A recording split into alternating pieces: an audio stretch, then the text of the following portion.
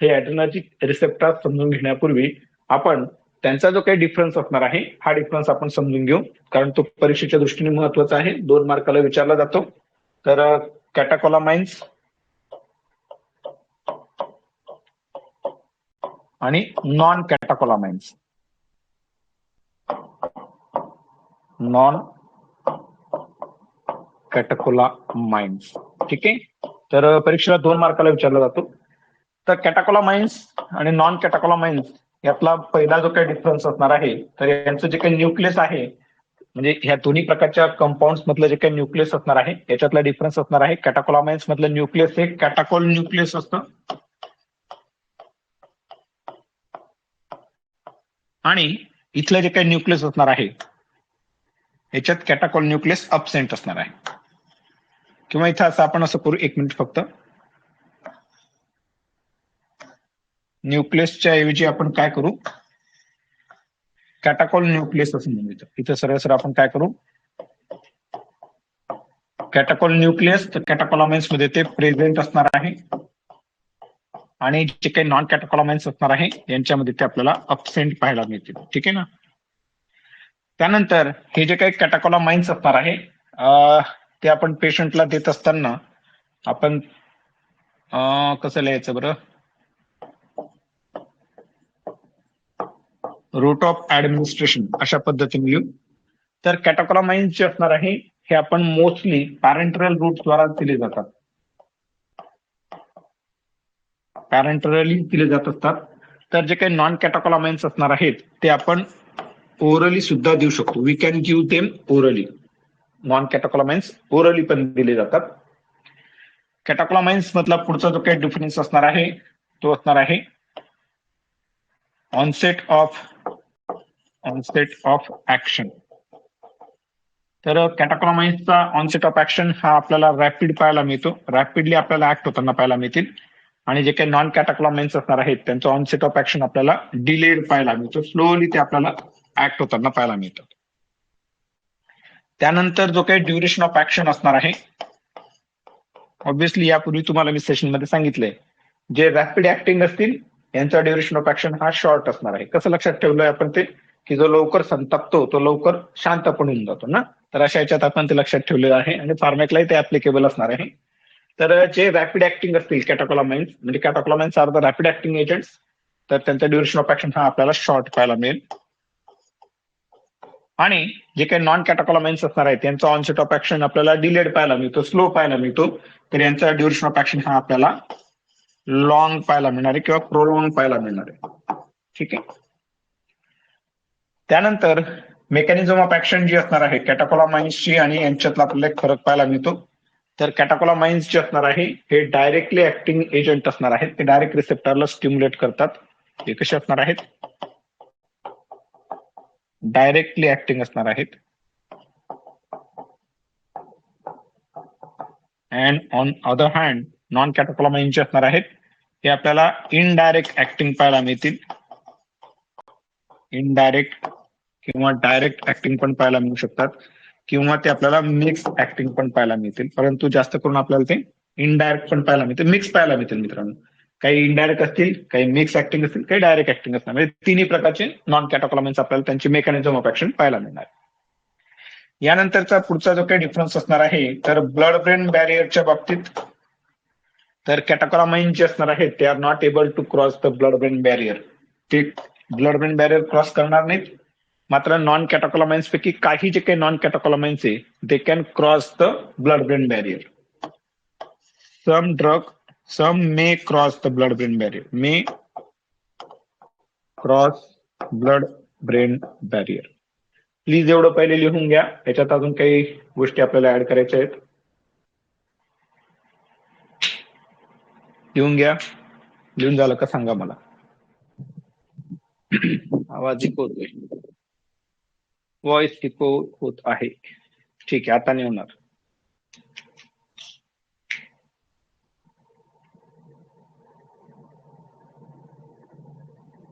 Non कॅटाकोलामाइन म्हणजे असे drugs की ज्यांच्यात कॅटाकोल न्यूक्लियस अबसेंट असतं, अशा त्या एजंट्सला आपण नॉन कॅटाकोलामाइन्स असं म्हणतो. कॅटाकोलामाइन्स म्हणजे असे ड्रग्स की ज्यांच्यात आपल्याला कॅटाकोल न्यूक्लियस पाहायला मिळतं. लिहून झालं की सांगा मला.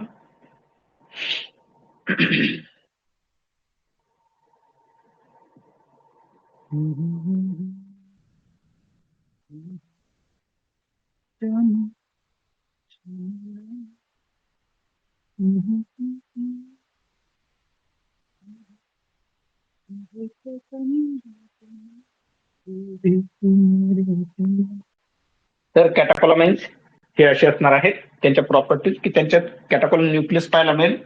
त्यांचं रूट ऑफ ऍडमिनिस्ट्रेशन मोस्टली पॅरेंटरल म्हणण्यापेक्षा इथं बऱ्याच वेळा आयव्ही इन्फ्युजन द्वाराच दिले जाणार आहेत.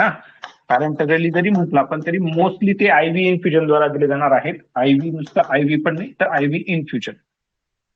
ऑनसेट ऑफ ऍक्शन रॅपिड असेल, ड्युरेशन ऑफ ऍक्शन शॉर्ट असेल, मेकॅनिझम ऑफ ऍक्शन हे डायरेक्ट ऍक्टिंग एजंट असतील, ब्लड ब्रेन बॅरियर क्रॉस करणार नाहीयेत. पुढचा जो काही डिफरन्स असणार आहे, आता ब्लड ब्रेन बॅरियर क्रॉस करत नाही म्हणजे सेंट्रल ऍक्शन मिळणार नाहीत, असं त्याचा पण एक अर्थ असणार आहे. हे catecholamines and these are the non catecholamines. आणि ब्लड ब्रेन बॅरियर क्रॉस करत नाहीत याचा अर्थ आपण लिपिड सोल्युबिलिटीवर पण घेऊ शकतो. तर आपण तो पॉईंट पुढचा लिहून घेऊ. Lipid solubility, lipid solubility. तर हे काय नॉन लिपिड सोल्युबल आहेत.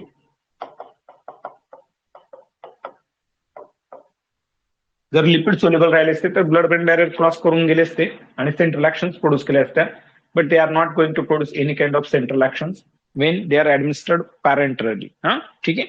आणि जे काही नॉन कॅटाकोलामाइन्स असणार आहेत हे मात्र लिपिड सोल्युबल आपल्याला पाहायला मिळू शकतात. Lipid soluble, some are lipid soluble असं लिहा बरं का, नाही तर काय सगळेच्या सगळे काही लिपिड सोल्युबल नाही आहेत. Some are lipid soluble. ठीक आहे. आणि अजून एक महत्वाचा डिफरन्स याच्यातला आपल्याला हा पाहायला मिळतो, COMT activity metabolized by COMT, metabolized by COMT catechol O methyl transferase द्वारा कॅटाकोलामाइन्स हे मेटाबोलाइज होताना पाहायला मिळतात.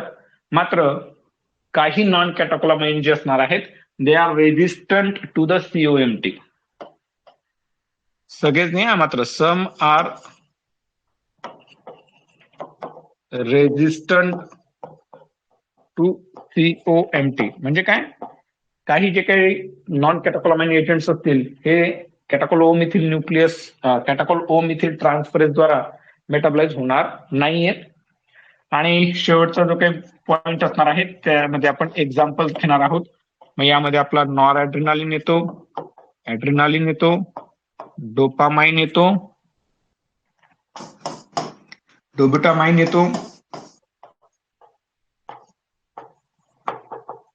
आणि आयसोप्रेनालिन येणार आहे. आयसोप्रेनालिन.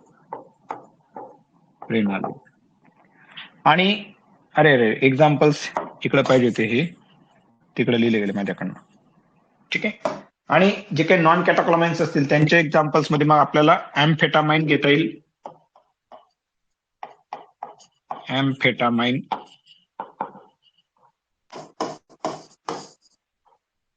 फिनिलेफ्रिन आणि अजून बाकीचे बरेच ड्रग आहेत अँड ऑदर. तर हे आपल्याला त्या ठिकाणी नॉन कॅटाकोलामाइन्स मध्ये येताना पाहायला मिळतात. तर हा डिफरन्स परीक्षेच्या दृष्टीने महत्वाचा आहे. ऑड क्वेश्चन आहे, खूप सोपा आहे, 2 मार्कासाठी विचारला जाऊ शकतो. आवाज व्यवस्थित येतोय का मला सांगा, म्हणजे कारण आजचा टॉपिक खूप महत्वाचा आहे आपला. आता माझा आवाज व्यवस्थित येतोय का?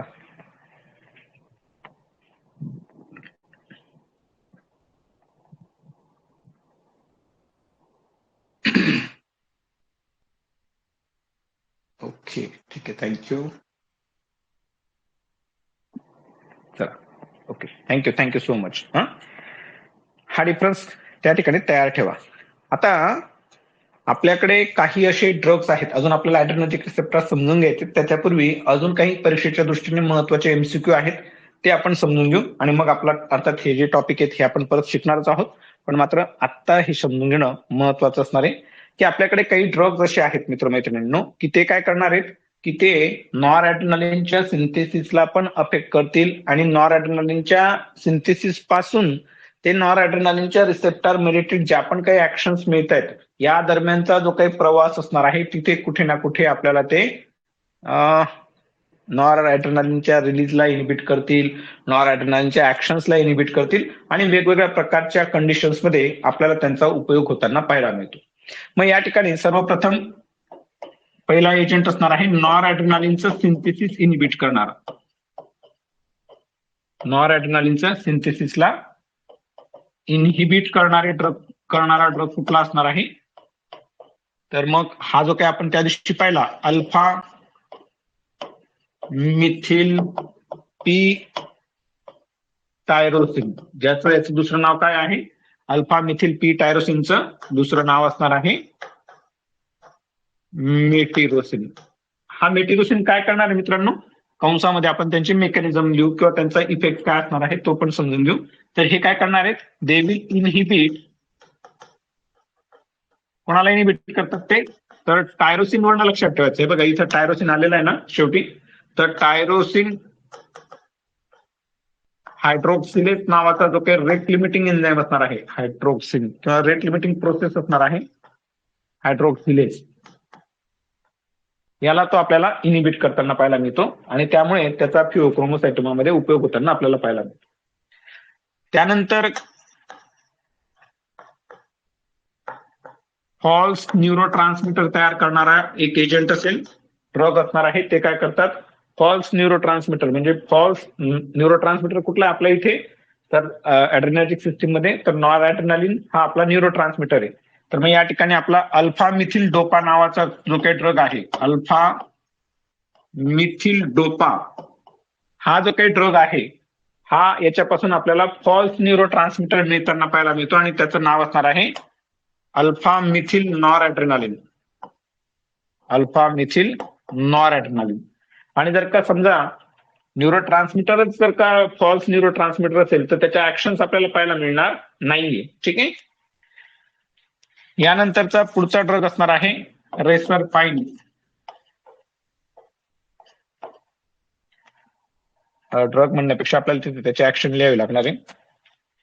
हा काय करतो रेसरपाइन? इट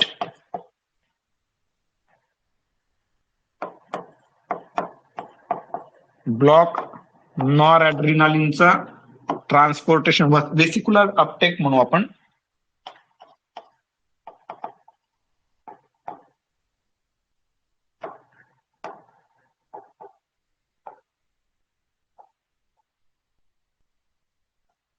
तर डोपामाइनचा वेसिक्युलर अपटेक जो आपल्याला पाहायला मिळतो आणि त्यापासून वसायकल मध्ये जो डोपामाइन पासून आपल्याला नॉर ॲड्रेनालिन तयार होताना पाहायला मिळतो तो आपल्याला या ठिकाणी तयार होताना पाहायला मिळते. त्या ड्रगचं नाव असणार आहे रेसरपाइन.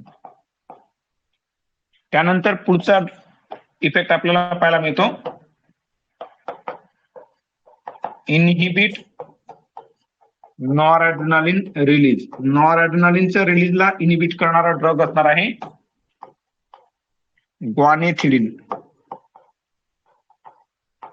ग्वानेथिडिन हा नॉर ॲड्रेनालिनचा वेसिक्युलर रिलीज जो आपल्याला पाहायला मिळतो तो रिलीज हा आपल्याला होऊ देणार नाहीये. यानंतरचा पुढचा एजंट असणार आहे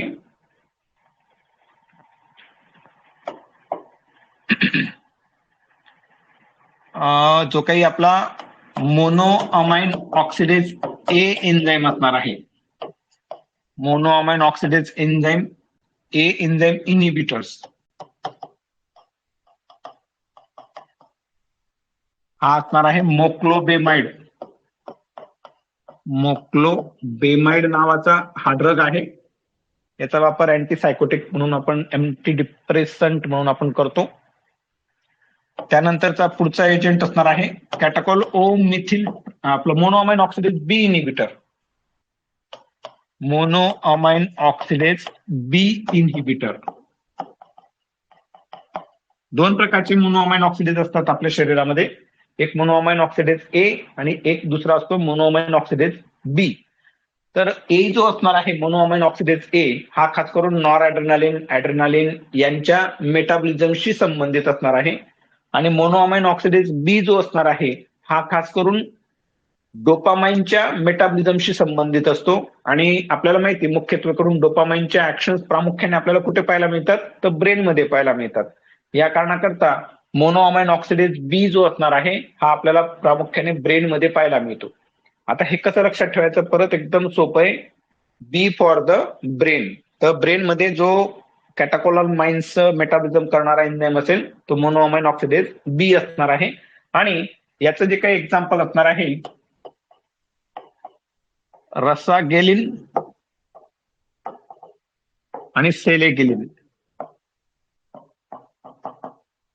हे दोन ड्रग आहेत. These are the monoamine oxidase B inhibitors. Parkinson disease मध्ये त्यांचा वापर होतो. आणि पुढचं असणार आहे catechol O methyl transferase inhibitor, म्हणजे ज्याला आपण सीओएमटी म्हणू, इनिबिटर. तर या ड्रगची नाव असणार आहे एंटाकापून, एंटाकॅपोन आणि टोलकॅपोन, टोलकापून. यानंतर आपले अल्फा ब्लॉकर्स असणार आहेत आणि बीटा ब्लॉकर्स असणार आहेत. मग अल्फा रिसेप्टर ब्लॉक करणारे, अँटागोनिझम करणारे भरपूर सारे ड्रग आहेत. फिनॉक्सी बेन्झामाइन, फिनॉक्सी बेन्झामाइन, फेंटोलामाइन, फेंटोलामाइन आणि तिकडे तुमचा प्राझोसिन. ठीक आहे. आणि बीटा ब्लॉकर पण भरपूर असणार आहेत दुनियाभरचे. प्रोप्रानोलॉल, अटेनोलॉल, अटेनोलॉल, लाबेटालॉल, लाबेटालॉल, लाबेटालॉल, लाबेटाला, लाबेटा, लॅबेटाला. अरे काय खरं नाही बाबा. ठीक आहे. तर हे आपल्याला एमसीक्यू येतात आणि हे सगळे जे काही ड्रग्ज आहेत ना यांच्याबद्दल आपण पूर्ण डिटेलमध्ये अभ्यास करणार आहोत. फक्त मेटिरोसिनचा एवढा विशेष अभ्यास नाही राहणार आहे. आणि हे जे काही दोन ड्रग आहेत रेसरपाइन आणि क्वानिथिडीन यांचा पण आपण काही जास्त अभ्यास करणार नाही. त्याच्या मागचं कारण पण आहे की हे हिट अँड रन ड्रग आहेत, पहिली गोष्ट. दुसरी गोष्ट की हे रेसरपाइन आणि क्वानिथिडीन सध्याच्या म्हणजे नावडेज त्यांचा वापर काही होतच नाही. त्यांच्यापेक्षा सुपेरियर सिलेक्टिव्हिटी असलेले ड्रग्स आपल्याकडे उपलब्ध आहेत. या दृष्टिकोनातून यांचा वापर होत नाही. अल्फा मिथिल डोपाचा वापर होत असतो. तर त्याबद्दल त्याची मेकॅनिझम खूप सोपी आहे, पण तरी ती आपण योग्य वेळी समजून सांगेल तुम्हाला. आणि उरलेले हे जे काही मोक्लोबेमाइड, रसागेलिन, सेलेगिलिन, इंटाकापून, टोलकापून, फिनॉक्सीबेन्झामाइन हे तर आपण लवकरच शिकणार आहोत. थोड्या 15 दिवसाच्या आतच यांच्याबद्दल अल्फा ब्लॉकर, बीटा ब्लॉकर एकदम जोरदार आपला होऊन जाणार आहे. फक्त ही जी काही ड्रग्ज आहेत ना, मोक्लोबेमाइड, रसागेलिन, इंटाकापून, टोलकापून, सेलेगिलिन, हे ज्यावेळेस आपण सेंट्रल नर्वस सिस्टीमचा अभ्यास करू त्यावेळेस आपण त्यांच्या संदर्भात मध्ये डिटेलमध्ये समजून घेणार आहोत. इथपर्यंत माझ्यासोबत आहात? इथपर्यंत कोणाला काही शंका आहे का?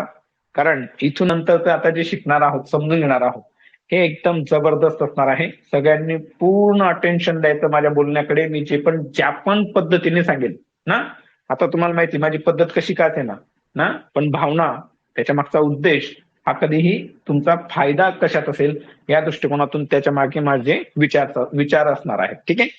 तर चला, आजचा आपला जो काही खरा टॉपिक आहे ऍड्रेनर्जिक रिसेप्टर्स. ऍड्रेनर्जिक रिसेप्टर्स. पहा मित्रांनो, एक सांगून ठेवतो, म्हणजे हे तुम्ही प्रत्येक बॅचला सांगत असतो, परंतु त्याला कारण पण आहे यार. मुलं आहे ना चुकीच्या ठिकाणी मेहनत घेतात, चुकीच्या ठिकाणी एफर्ट्स लावतात, चुकीच्या ठिकाणी वेळ वाया घालवतात असं मी म्हणेल. असं का म्हणतोय त्याच्या मागचं कारण मी सांगतो तुम्हाला. का असं होतं? कारण मुलांना असं वाटतं, म्हणजे मुलं म्हणजे तुम्ही सगळे, तुम्हाला असं वाटतं की लॉंग क्वेश्चन्स केले परीक्षेचे, मागचे 5 वर्षाचे 10 वर्षाचे लॉंग क्वेश्चन्स काढले आपण एक्झाम पेपरचे आणि त्यांचा आपण अभ्यास केला म्हणजे आपल्याला फार्मॅक्स समजून जाईल, असं काही जणांना वाटतं. पण ते पूर्णपणे बरोबर नाहीये. कारण विषय काय असतो की इथे मूळ मुद्दा जो आहे, खास करून ऑटोनॉमिक नर्वस सिस्टीमच्या बाबतीत म्हणेल, ती जर का चांगली समजून घ्यायची असेल, जर का आता तुम्ही पहा कोलिनर्जिक रिसेप्टर्सचं लेक्चर जर का खरंच ज्यांनी चांगल्या पद्धतीने केलेलं आहे अटेंड, मला खरं सांगा यार, तुम्हाला पॅरासिम्पॅथोमायमेटिक एजंट समजून घेताना काय अडचण आली का? किंवा तिकडं आपण काय म्हणतात त्याला अँटीकोलिनर्जिक ड्रग्सचे ऍक्शन समजून घेताना काय अडचण आली का? नाही. कारण तुमचे मस्कॅरेनिक रिसेप्टर्सवर पुरा मस्का मारून ठेवला होता तुम्ही त्यांना ना, चांगल्यापैकी अभ्यास करून ठेवला होता, त्यामुळे ते तुम्हाला चांगल्यापैकी गेले. तसंच माझे मित्रमैत्रिणींनो, आजचं जे लेक्चर आहे हे पूर्णपणे नीट समजून घ्या. ज्या पद्धतीने सांगेल तसं समजून घ्या. हे जर कळलं तुम्हाला तर तुम्हाला adrenaline, nor adrenaline, dopamine, dobutamine जे पण काही ड्रग्ज असतील यांचा तुम्हाला भविष्यात कुठल्या कुठल्या कंडिशन्समध्ये किंवा जे पण सिम्पॅथोमायमेटिक एजंट्स असतील, साल्बुटामॉल झाला, फेनिलेफ्रिन झाला, भरपूर ड्रग आहेत, कुठल्या कंडिशनमध्ये आपण त्यांचा वापर करू शकतो हे पण तुम्हाला कळेल.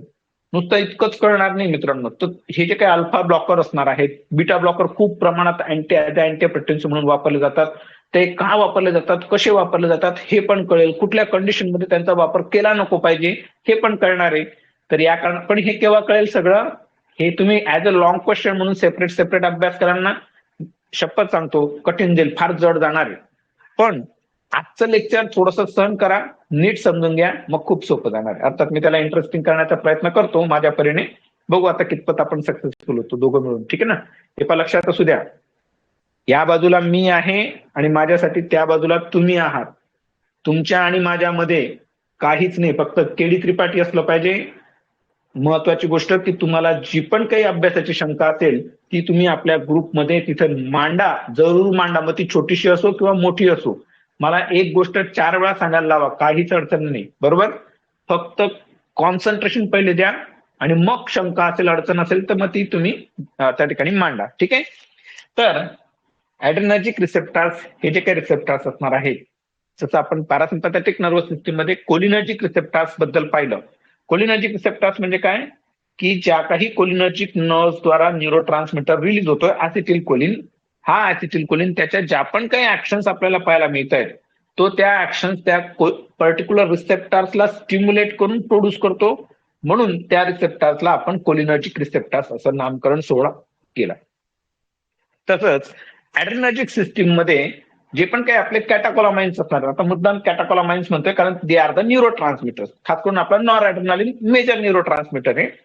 तर तो जे पण रिसेप्टर्सला स्टिम्युलेट करेल आणि जे आपण काही ऍक्शन्स प्रोड्यूस करेल त्या रिसेप्टर्सला आपण म्हणणार आहोत ॲड्रेनर्जिक रिसेप्टर्स, आणि ज्या पण काही ऍक्शन्स तो प्रोड्यूस करेल, कोण, नॉर ॲड्रेनालिन किंवा हे कॅटाकोलामाइन्स ज्या पण काही ऍक्शन्स प्रोड्यूस करतील त्यांना आपण म्हणणार आहोत ॲड्रेनर्जिक ऍक्शन.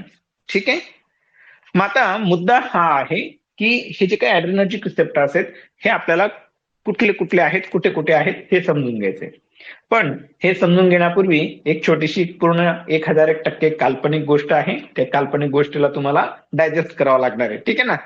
गोष्ट काय होती की खूप जुन्या काळातली गोष्ट आहे ना, इतक्या जुन्या काळातली गोष्ट आहे की तिच्यात खूप अतिशयोक्ती भरलेली आहे, इतक्या जुन्या काळातली गोष्ट आहे. तर या ठिकाणी दोन काय म्हणू त्यांना आपण, कॉलेजला जाणारे दोन, म्हणजे एक मुलगा आणि एक मुलगी कॉलेजला जाणारे होते. ते सायन्सचे विद्यार्थी होते, खूप चांगल्यापैकी ते शिक्षण घेत केले सोबतच एका ब्रांचला त्यांनी पुढे ऍडमिशन घेतली, पोस्ट ग्रॅज्युएशनला, परत अजून पोस्ट ग्रॅज्युएशन केलं आणि त्यांच्या मध्ये खूप चांगली मैत्री निर्माण झाली आणि त्यांनी त्या ठिकाणी विवाह केला. पण मात्र हा जो काही विवाह झाला यांचा, हा आपण असं म्हणू की ज्याला आपण म्हणू आंतरजातीय विवाह म्हणू किंवा आई वडिलांच्या मर्जीच्या विरुद्ध विवाह केला असं आपण म्हणू. आंतरजातीय म्हणण्यापेक्षा आपण असं म्हणू की आई वडिलांच्या मर्जीच्या विरुद्ध त्यांनी लग्न केलं. आता काय होऊन जातं की असे काही लग्न झाले तर मग फारच त्या ठिकाणी आपल्याला क्लॅशेस वगैरे निर्माण होताना पाहायला मिळतील अशातला भाग नाही म्हणत. मग गंमत काय आहे, मग यांनी ठरवून घेतलं की बाबा लोक आपल्याला त्रास देत आहेत, यांनी एकच ठरवलं की आपला जो जन्म आहे, आपण जे आपल्याला त्रास देत आहेत त्यांच्याच भल्यासाठी आपण आपला संपूर्ण जन्म जो आहे हा आपण खर्च करू. आणि हे लोक जे असतात हे काही साधे नसतात, जे नवरा बायको सांगतोय, अरे यार हे खूप विद्वान असतात, हे ना सायंटिस्ट असतात. काय असतात हे, सायंटिस्ट असतात. त्यांच्या घर जे होतं, घर म्हणजेच त्यांची प्रयोगशाळा होती, तिथं ते दिवसभर काही ना काही, हे केमिकल मध्ये ते केमिकल टाक, ते केमिकल मध्ये ते केमिकल टाक, इकडून हे काढ तिकडं ते टाक, चालूच राहायचं त्यांचं. मग हे जे काही नवरा बायको होते त्यांना मी त्या ठिकाणी नावं दिलेली आहेत आणि ते नावं काय आहेत, तर यांची नावं आहेत हजबंड अँड बीबी. काय नाव आहे यांचं, हजबंड अँड बीबी, हजबंड अँड बीबी. आता तो हिंदीमध्ये बीवी हा असा शब्द आहे, पण आपल्याकडे बीबी म्हणतात बाबा, ठीक आहे जाऊ द्या. आणि माझी हिंदी तर तुम्हाला माहिती आहे खतरनाक ना. तर मग काय आहे, या हजबंड बीबीचं लग्न झालं आणि हे बिचारे त्या ठिकाणी असं आपलं जे काही घर असतं त्या घरामध्येच ते वेगवेगळ्या प्रकारचे प्रयोग करत होते, एक्सपेरिमेंट करत होते समाजाच्या हितासाठी. मग आता गोष्ट काय झाली की हे त्यांच्या कामांमध्ये इतके व्यस्त असायचे की यांना तहानभूक काही समजायचंच नाही. मग कालांतराने या ठिकाणी यांना अपत्य निर्माण झाली, 2 मुली 3 मुलं जन्माला आले. आणि आपल्याला आज ह्या हजबंड बीबीचा जो काही परिवार आहे, या हजबंड बीबीच्या परिवारासंदर्भातच माहिती घ्यायची आहे. आणि ही जर का माहिती तुम्ही व्यवस्थित ऐकली, समजून घेतली, तर मित्रांनो लक्षात ठेवा, ॲडर्नर्जिक रिसेप्टर्स 1001% तुमचे चांगले होणार आहेत. ठीक आहे ना. आणि त्याच्यानंतरच्या ज्या पण काही गोष्टी आपण 15 दिवस किंवा जितके दिवस गप्पा मारणार आहोत त्या पण तुमच्या कायमस्वरूपी क्लिअर असणार आहे. मग गोष्ट काय झाली मित्रांनो, की या हजबंड आणि बीबीला त्या ठिकाणी सगळ्यात पहिले एक अपत्य झालं. अपत्य झालं म्हणजे मुलगी झाली ना. आणि मग हे सायंटिस्ट होते, बरोबर आहे. मग मुलीचं नाव त्यांनी त्या ठिकाणी, एक मिनिट थांबा, रेषा का सरळ येत नाही, एकच मिनिट फक्त.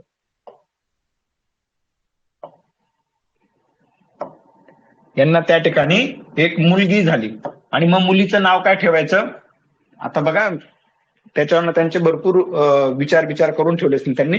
पण दोघं कसे होते, विज्ञानवादी होते आपण असं म्हणू, किंवा ते सायन्सचे विद्यार्थी होते. तर त्यामुळे त्यांनी काय केलं, मुलीचं नाव अल्फा ठेवून दिलं. काय ठेवून दिलं, अल्फा ठेवून दिलं ना. किती भारी, किती छान ना. माझ्या राशीची येते, ए म्हणजे अल्फा. हा ठीक आहे. मग नंतर परत अजून यांचं बिचाऱ्यांचं एक्सपेरिमेंट चालूच होते, थेसिस तयार करायचं चालूच होतं, काही ना काही ते करतच होते संशोधन. आणि अशाच्यात त्यांना परत दुसरं अपत्य झालं आणि ती पण जन्माला जी अपत्य आलं ती पण मुलगीच होती. मग आता काय होऊन गेलं होतं, यांनी काय केलं, या दुसऱ्या मुलीचं नाव पण त्या ठिकाणी अल्फा ठेवून दिलं. कारण काय होऊन गेलं होतं, मोठ्या मुलीचं नाव सारखं सारखं तोंडात यायचं होतं की नाही, असं तुम्ही म्हणजे ठीक आहे, जर का कमी कालावधीत जर का 2 अपत्य झाले असतील ना, तर त्या म्हणजे असं होऊ शकतं, होतं असं नाही म्हणते मी. तर मग काय झालं, दोघांचं नाव अल्फा झालं. मग यांचं आहे ना कन्फ्युजन झालं, अरे यार एकाला अल्फाला, लहानीला जर हाक मारली अल्फा तर मोठी येऊन जायची, आणि मोठीला अल्फा इकडे असं म्हटलं तर छोटी येऊन जायची. मग यांनी काय केलं, या दोघींच्या नावामध्ये विज्ञानवाले परत अजून गणित टाकलं त्यांनी. मग मोठ्या मुलीला नाव दिलं अल्फा 1, 2 नंबरच्या मुलीला नाव दिलं अल्फा 2. ठीक आहे. परत अजून काही दिवस संसार सुखाने चालत होता आणि यांना त्या ठिकाणी म्हणजे नवरा बायकोने ठरवून घेतलं होतं की बाबा आता 2 मुली झाल्या, हम दो हमारे दो, आणि विषय क्लोज करून देऊ आपण, आता काय पुढे आपल्याला मुलं बाळ होऊ द्यायचे नाही. पण मग कसं होऊन जातं, यांना हजबंड बीबीला लोक विचारायचे, का हो तुम्हाला किती मुलं बाळ आहेत, मग हे सांगायचे आम्हाला 2 मुली आहेत. अरे मग मुलं का होऊ दे, असं होऊ दे तसं होऊ दे. मग त्याला नादा पायरे यांनी त्या ठिकाणी परत अजून ऐकलं लोकांचं, आणि त्या ठिकाणी परत त्यांना अपत्य निर्माण झालं आणि तो मुलगा झाला. मग मुलाला काय म्हटलं जातं, अरे बेटा बेटा बेटा बेटा, म्हणून याचं नाव त्यांनी बेटा ठेवून दिलं. आपण म्हणतो ना, म्हणजे तसं तर आपण मुलीलाही बेटाच म्हणतो, विषय तो नाहीये, परंतु बेटा खास मुलीला बेटी म्हटलं जातं, मुलाला बेटा म्हटलं जातं. तर त्यांनी बीटा नाव ठेवून दिलं. तेव्हापासून बेटा म्हणजे बीटा होऊन गेलाय. हा ठीक आहे. तर मग हा बीटा नाव ठेवून दिलं. मग परत लोक विचारायचे त्यांना, का म्हणे किती मुलं बाळ आहेत तुम्हाला, किती मुलं मुली आहेत. मग हे सांगायचे आम्हाला 2 मुली आणि 1 मुलगा आहे. मग ते थोडंसं गणिताच्या हिशोबाने व्यवस्थित बॅलन्स नव्हता वाटत, आणि यांना पण चांगलं वाटायचं नाही की 2 मुली 1 मुलगा असं सांगायला काही चांगलं वाटत नाही म्हणे. 2 मुली 2 मुलं कसं व्यवस्थित वाटतं बॅलन्स. मग परत काल्पनिक आहे सगळं, फक्त एन्जॉय करा. म्हणजे ना साऊथचा जसा मूव्ही असतो ना, साऊथचे ना, इकडनं गोळी मारतो आणि डायरेक्ट 500 किलोमीटरवर गोळी लागते, तसं समजा आहे. ठीक आहे, एन्जॉय करा फक्त. तर मग 2 मुली आणि 2 मुलं झाले. मग दुसरा पण अपत्य झाला, तो पण मुलगा झाला. मग परत आता इथे विषय तोच झाला, मोठ्या मुलींच्या वेळेस त्या दोन्ही मुलींच्या वेळेस जे प्रश्न निर्माण झाले, याला पण ते बेटा बेटा म्हणायचे, कन्फ्युजन होत होतं. म्हणून यांनी परत काय केलं, याला नाव देऊन दिलं बेटा नंबर 1, याला नाव देऊन दिलं बेटा नंबर 2, म्हणजे बीटा 1 आणि बीटा 2 असे नाव दिले. मग आता काय झालं, फॅमिली कंप्लीट झाली. लोक विचारायचे त्यांना की सांगा बाबा तुम्हाला किती मुलं मुली आहेत. मग हे एकदम अभिमानाने आता एकदम व्यवस्थित आहे, बाबा 2 मुली 2 मुलं आहेत आणि आम्ही एकदम सुखी आहेत, व्यवस्थित चालू आहे. मग फॅमिली प्लॅनिंगचं ऑपरेशन होऊन गेलं त्या काळामध्ये. बघा किती जबरदस्त कल्पना करतो ना मी. फॅमिली प्लॅनिंगचं ऑपरेशन होऊन गेलं. पण मात्र गंमत काय झाली, की जसं आपण तिथं पाहत असतो जे काही ट्युबेक्टॉमी वगैरेचे जे काही ऑपरेशन्स असतात काही वेळेस ते किंवा कॉन्ट्रासेप्शनचा काहीतरी वापर केला सुद्धा द्या तिकडे आपल्याला काही घेणं देणं नाही त्याच्याशी, पण मात्र कॉन्ट्रासेप्शन फेल्युअर होतं. तसं इथे सुद्धा कॉन्ट्रासेप्शन फेल्युअर झालं असं समजा, आणि काय झालं, ती परत कन्सिव्ह राहून गेली, तिला परत दिवस राहून गेले बेबीला. आता शेवटी काय माणूस काय म्हणतो की जाऊ बाबा आता देवाची इच्छा आहे तर आपण काय करू ही प्रेग्नन्सी कंटिन्यू करून घेऊ म्हणे, आणि कंटिन्यू करतात आणि त्यांना परत जे बाळ जन्माला येतं हा परत त्या ठिकाणी मुलगा जन्माला येतो. मग आता याला पण ते बेटा बेटाच म्हणणार होते. मग परत नामकरण सोहळा करायचा होता. बारशाच्या वेळेस आत्याला बोलवलं, आत्या म्हणे पहिल्याचं बेटा बेटा 1 आहे, दुसऱ्याचं बेटा 2 आहे, तिसऱ्याचं बेटा 3 ठेवून द्या म्हणे, मला पण डोक्याला ताण नका द्या म्हणे. आत्याने नाव ठेवून दिलं बेटा 3. झाला विषय कंप्लीट झाला. आणि अशा पद्धतीने हजबंड बीबीचा जो काही परिवार होता हा आता फॅमिली आपण असं म्हणून की पूर्णपणे कंप्लीट झाली. आणि अशा पद्धतीने हा हजबंड बीबीचा परिवार आपल्याला आता समजून घ्यायचा आहे थोड्याशा वेगळ्या पद्धतीने. आता लक्षात घ्या, पहिले मुलगी जन्माला आली, त्यानंतर दुसरी मुलगी जन्माला आली, त्यानंतर मोठा मुलगा जन्माला, मोठा म्हणजे पहिला मुलगा जन्माला आला, त्यानंतर दुसरा मुलगा, त्यानंतर तिसरा मुलगा आहे. ही सिक्वेन्स लक्षात घ्या. मग आता गोष्ट काय झाली मित्रांनो, जोपर्यंत हे बाकीचे कॅलेंडर छापले गेलेले नव्हते, जोपर्यंत हे कॅलेंडर जन्माला आलेले नव्हते, तोपर्यंत कोण होती, एकुलती एक आपली मोठी मुलगी होती. मग आता गोष्ट काय झालं, हे नवरा बायको खूप संशोधन करायचे बिचारे, खूप मेहनत घ्यायचे. तुम्ही जसं अभ्यासासाठी प्रचंड मेहनत घेतात, भूक पण लागत नाही म्हणे तुम्हाला, पाणी तुम्हाला आणून द्यावं लागतं, पाणी पिऊन घ्यावं, 2 तास झाले पाणी प्यायल्याने असं तुमच्या घरातले सांगतात म्हणे तुम्हाला ना. तर तसंच ते पण बिचारे खूप मेहनत घेत होते ना. मग काय व्हायचं की यांना ताण भूक सगळे विसरून जायचे हे, मग घरातली कामं, घराच्या बाहेरची कामं ना. पूर्वीच्या काळी असं थोडी ती मोटरचं बटन दाबलं म्हणजे टाकी भरून जायची, नाही.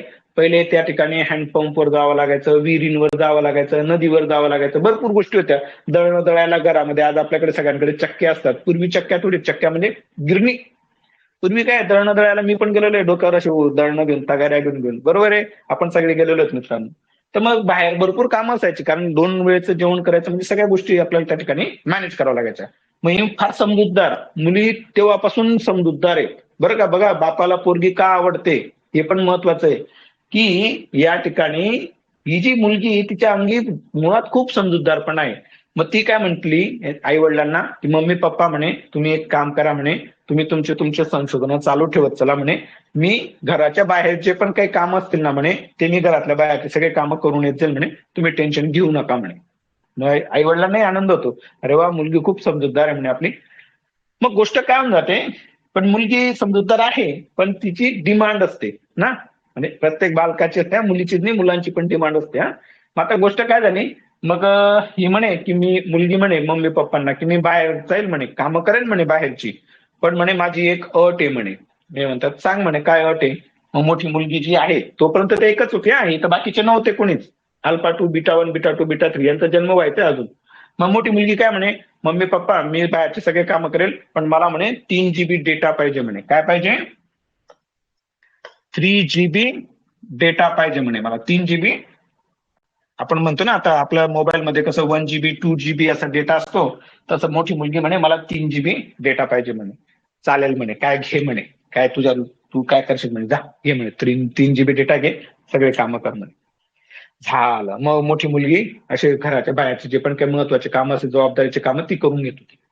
मग नंतर काय झालं, ही नंतरची 2 नंबरची मुलगी जन्माला आली, बरोबर आहे. मग आता ही पण थोडी थोडी मोठी व्हायला लागली आणि मग ही पण सांगत होती मम्मी पप्पांना की बघा म्हणे दीदी, मोठी दीदी जी आहे ही पण कामं करते, तर मला पण काही ना काही कामं सांगा बुवा, मलाही चांगलं वाटेल, आनंद वाटेल. मग हजबंड दीदी म्हणतात की ठीक आहे म्हणे, एक काम कर म्हणे की तू थोडेसे काही घरातले पण कामं कर म्हणे.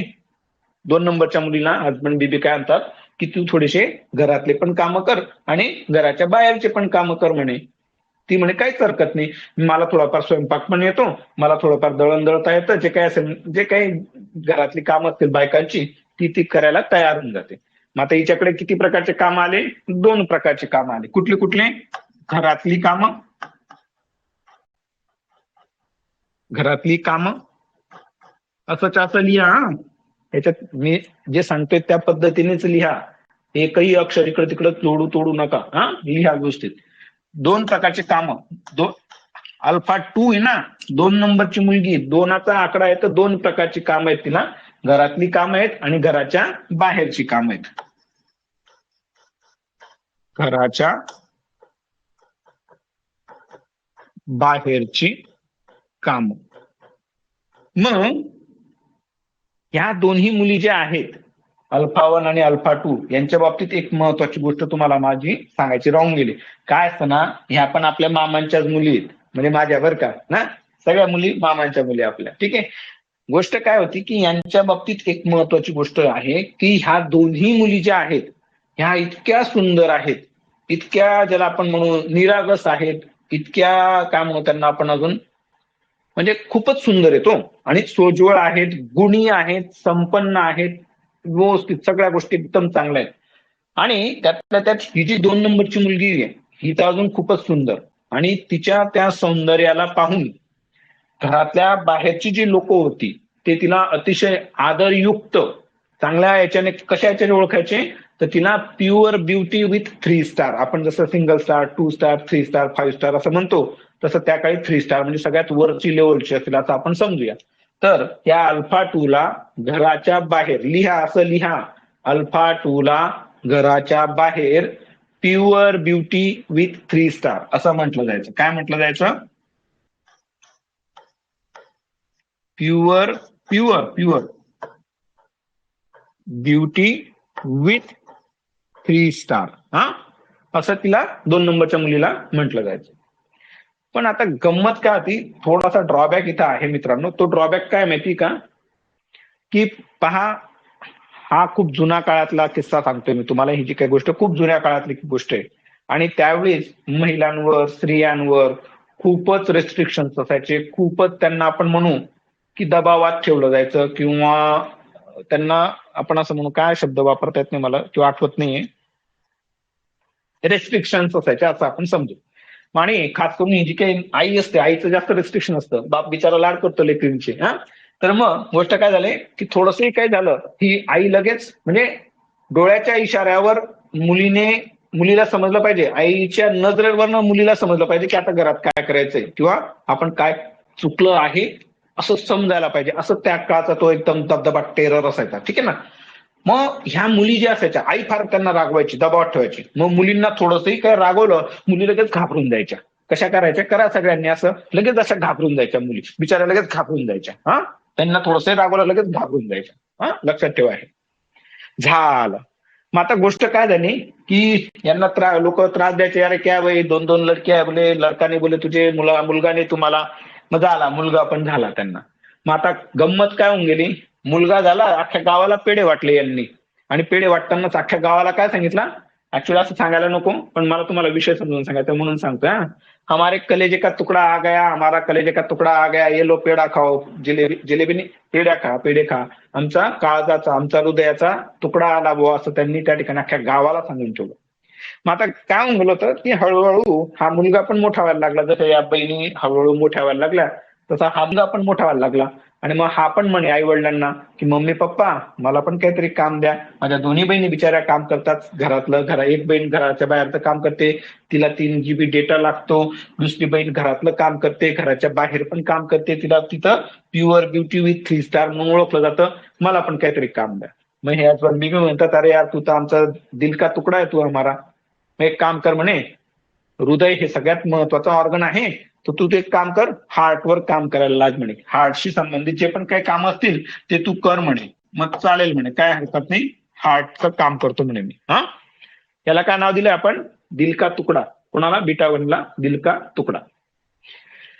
मग बीबी पण म्हणते की अरे यार नाही म्हणे, आकाश पवारच्या लेक्चर मध्ये, आता बघा मी काय त्या काळात होतो का, पण मात्र तिने ऐकलं की आकाश पवार एकदा लेक्चर देत असताना असं ऐकलं की बाबा हार्ट जसा महत्वाचा आहे तशी किडनी पण महत्वाची आहे म्हणे, एक काम करा ना म्हणे, द्या ना म्हणे याला किडनीवरचं एक काम करू द्या ना म्हणे. हा, करेल म्हणे तो, व्यवस्थित काम करेल. आई असंच सांगते की नाही, हा, वडिलांना, करेल ना तो, काय काळजी ना, काय करा, ऐकेल तो, बरोबर करेल ना, असं सांगते की नाही.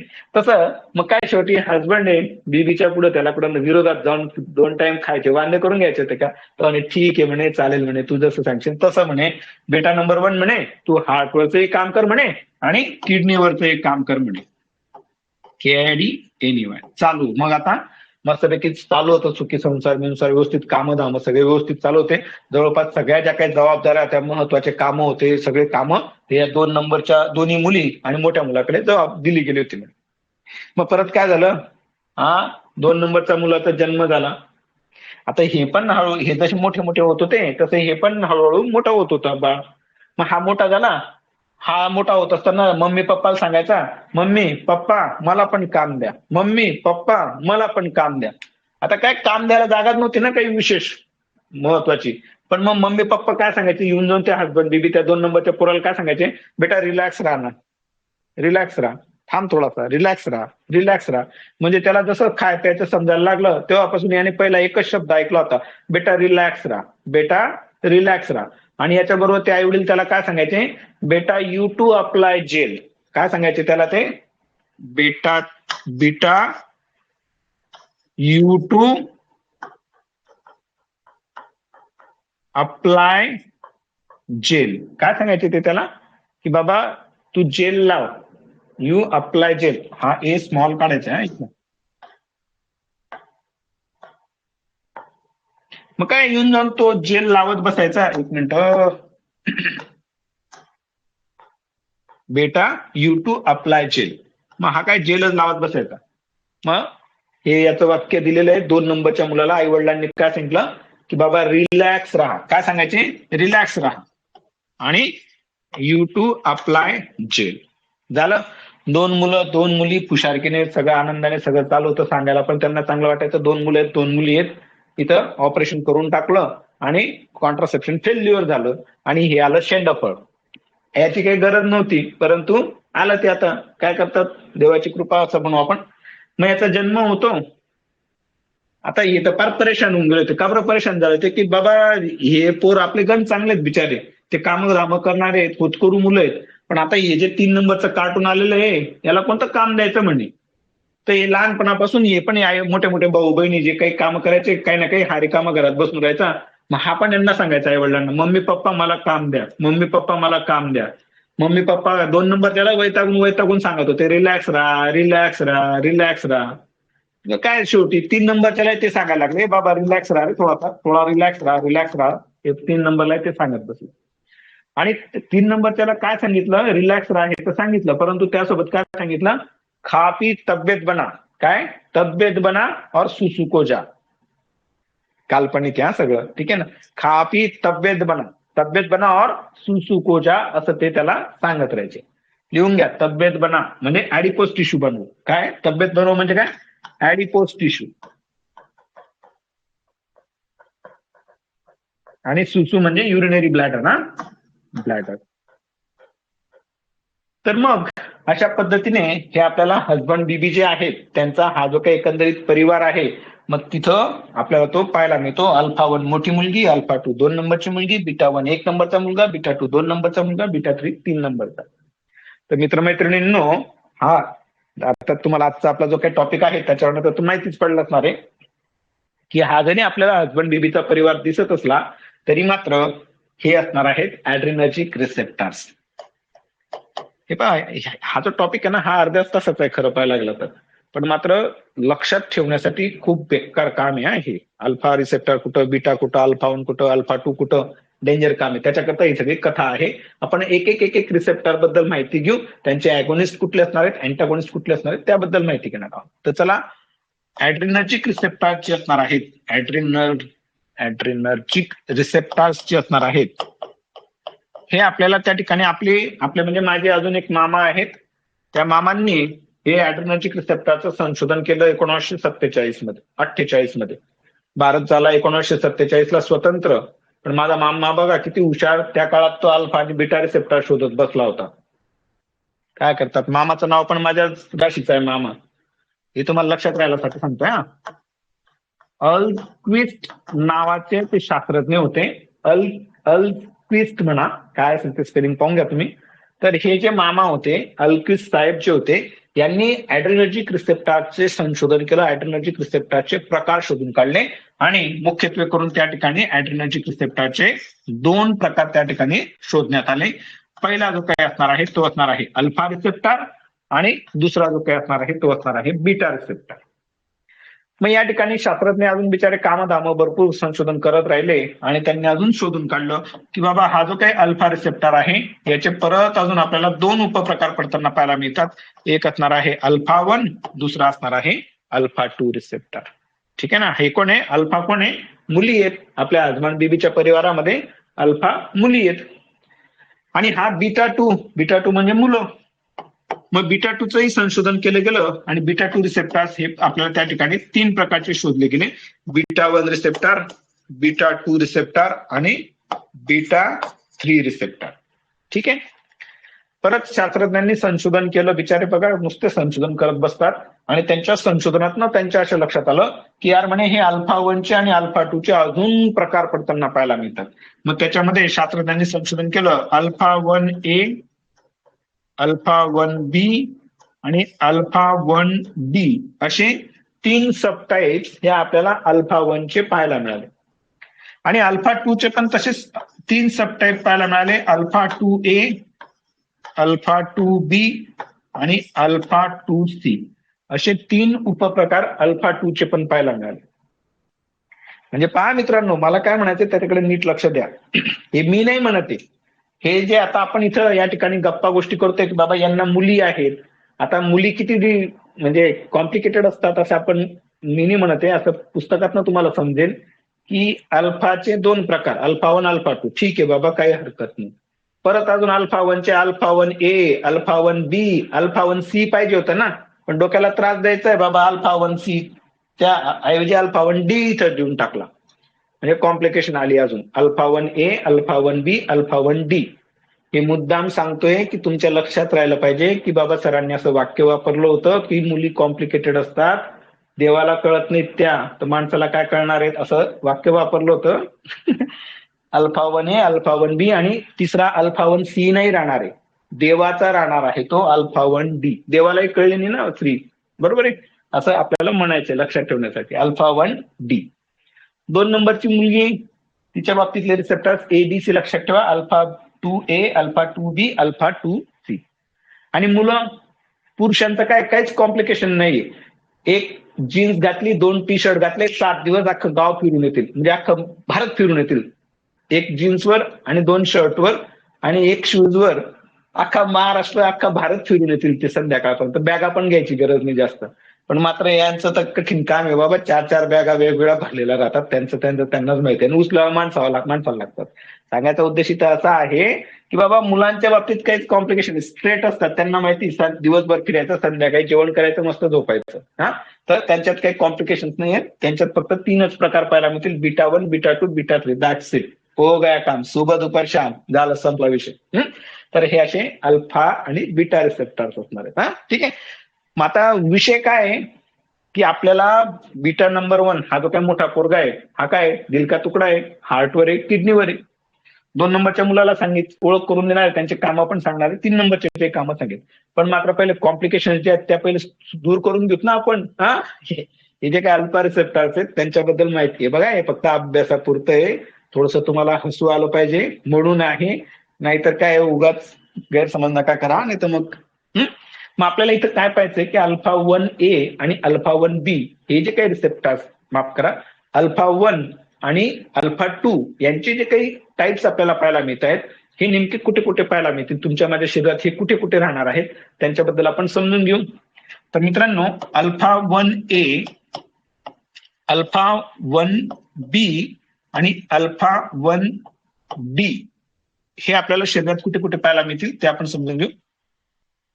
अल्फा 1A जो असणार आहे हा आपल्या शरीरात ज्या काही ब्लड वेसल्स असणार आहेत, या ब्लड वेसल्सच्या ज्या काही स्मूथ मसल्स असणार आहेत, या स्मूथ मसल्स मध्ये पाहायला मिळणार.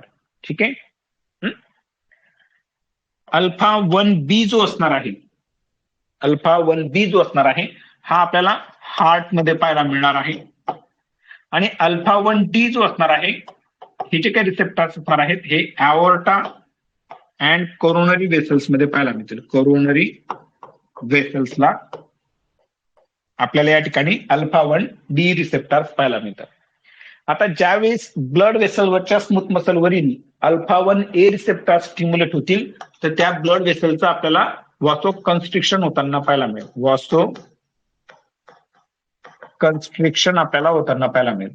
आता लक्षात घ्या, एवढं मोठं स्पेलिंग आहे, प्रत्येक वेळेस मी असं लिहिणार नाही वॉसो कन्स्ट्रिक्शन. मी फक्त कॅपिटल व्ही कॅपिटल सी काढेल, याचा अर्थ तुम्ही समजायचा वॉसो कन्स्ट्रिक्शन. आणि जेव्हाही मी कॅपिटल व्ही आणि कॅपिटल डी काढला तर याला समजायचं वॉसो डायलेटेशन. ठीक आहे ना? लक्षात राहू द्या. व्हीसी म्हणजे वॉसो कन्स्ट्रिक्शन, व्हीडी म्हणजे वॉसो डायलेटेशन. ते स्पेलिंग खूप मोठे आहेत मित्रांनो, मी थकून जातो ते स्पेलिंग लिहित. हा ठीक आहे.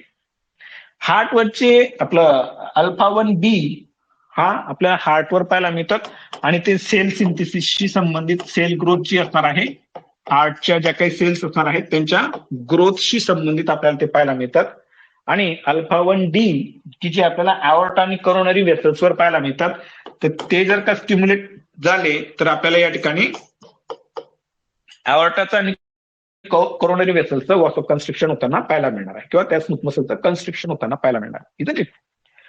यानंतर जे काही अल्फा 2A, अल्फा 2B आणि अल्फा 2C हे जे काही अल्फाचे आयसोटाइप्स असणार आहेत ते आपल्याला शरीरात कुठे कुठे पाहायला मिळतात ते पण आपल्याला या ठिकाणी समजून घ्यायचं असणार आहे. अल्फा 2A, एक मिनिट फक्त, अल्फा 2B, अल्फा 2C. आता हे कसं लक्षात ठेवलंय ते पण सांगून देतो तुम्हाला. हा हे पहा मित्रांनो, नुसता ए ए ए म्हणजे काय, तर एबीसीडी मधला ए येतो.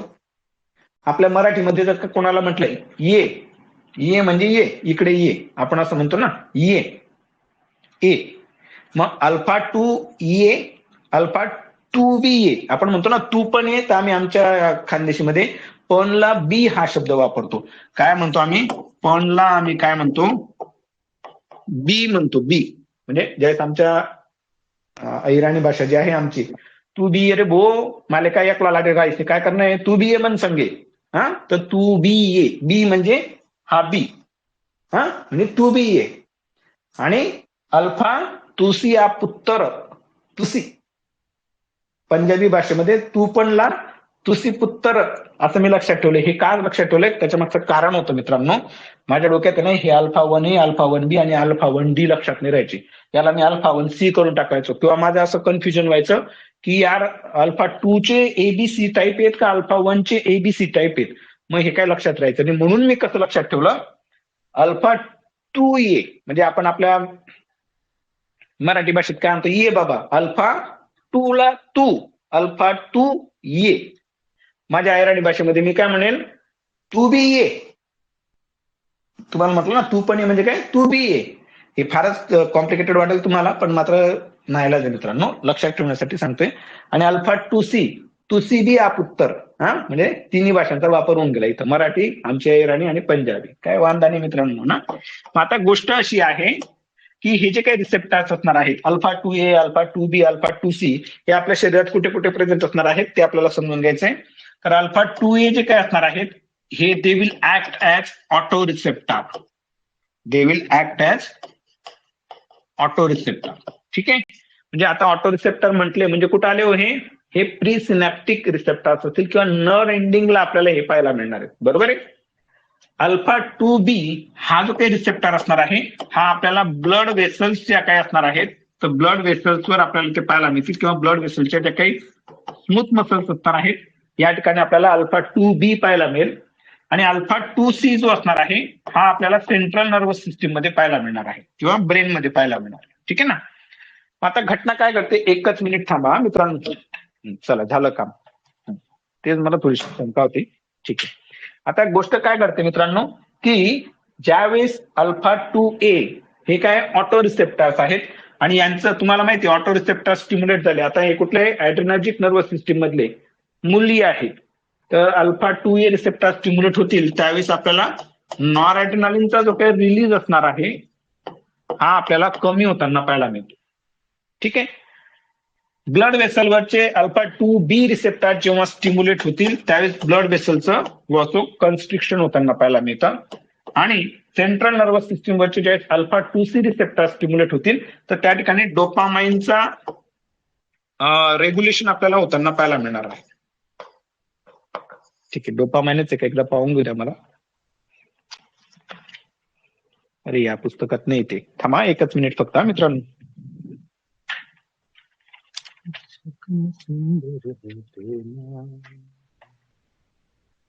बरोबर. डोपामाइनच्या रिलीजला मॉड्युलेट करतात ते. ठीक आहे. They will modulate the dopamine regulation, असं सध्याला रेग्युलेशन म्हणा. आता विषय असा होता माझ्या सारख्या विद्यार्थ्यासाठी की बाबा किती किती गोष्ट लक्षात ठेवायच्या, डोक्याला त्रास द्यायचा, तर एकदा काहीतरी कन्सेप्ट क्लिअर करून घ्यायचे आणि विषय क्लोज करून टाकायचा ना लक्षात ठेवण्याच्या हिशोबात. तर मग मी कसं लक्षात ठेवलं की बाबा अल्फा 2A जो असणार आहे हा असणार आहे ऑटो रिसेप्टर. अल्फा 2B जो असणार आहे हा प्रेझेंट असेल ब्लड वेसल्सवर. आणि अल्फा 2C जो असणार आहे हा प्रेझेंट राहील सेंट्रल नर्वस सिस्टीमवर. डोक्याला त्रास नाही ठेवायचा, कन्सेप्ट क्लिअर राहते, कन्फ्युजन होत नाही. आणि भविष्यात केव्हाही आपल्याला एमसीक्यू विचारला जाऊ शकतो की सिम्पॅथेटिक नर्वस सिस्टीम मध्ये नॉरएड्रेनालिनचा रिलीज कमी करणारा रिसेप्टर कुठला आहे, ऑटो रिसेप्टर. तर कन्सेप्ट एकदम क्लिअर, अल्फा 2A हा ऑटो रिसेप्टर असणार आहे. पॅरासिम्पॅथेटिक नर्वस सिस्टीम मध्ये ऑटो रिसेप्टर्स कोण कोण असतात बरं? मस्कॅरेनिक M1 रिसेप्टर असतो, मस्कॅरेनिक M2 रिसेप्टर असतो, मस्कॅरेनिक M3 रिसेप्टर असतो, 4 असतो का 5 असतो. यांच्यापैकी ऑटो रिसेप्टर कोण असतो मस्कॅरेनिक रिसेप्टर मध्ये की तो स्टिम्युलेट झाल्यानंतर ऍसिटिलकोलिनचा रिलीज कमी होतो? सांगा बरं मला. कुठला असतो ऑटो रिसेप्टर मस्कॅरेनिक रिसेप्टर मध्ये?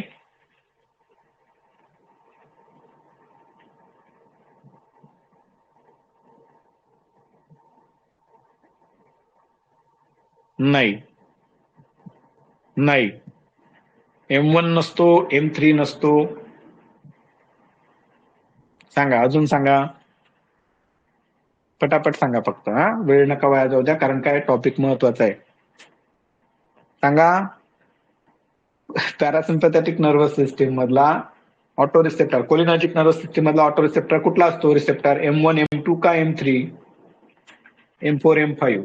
बर, अजून M2 अजून?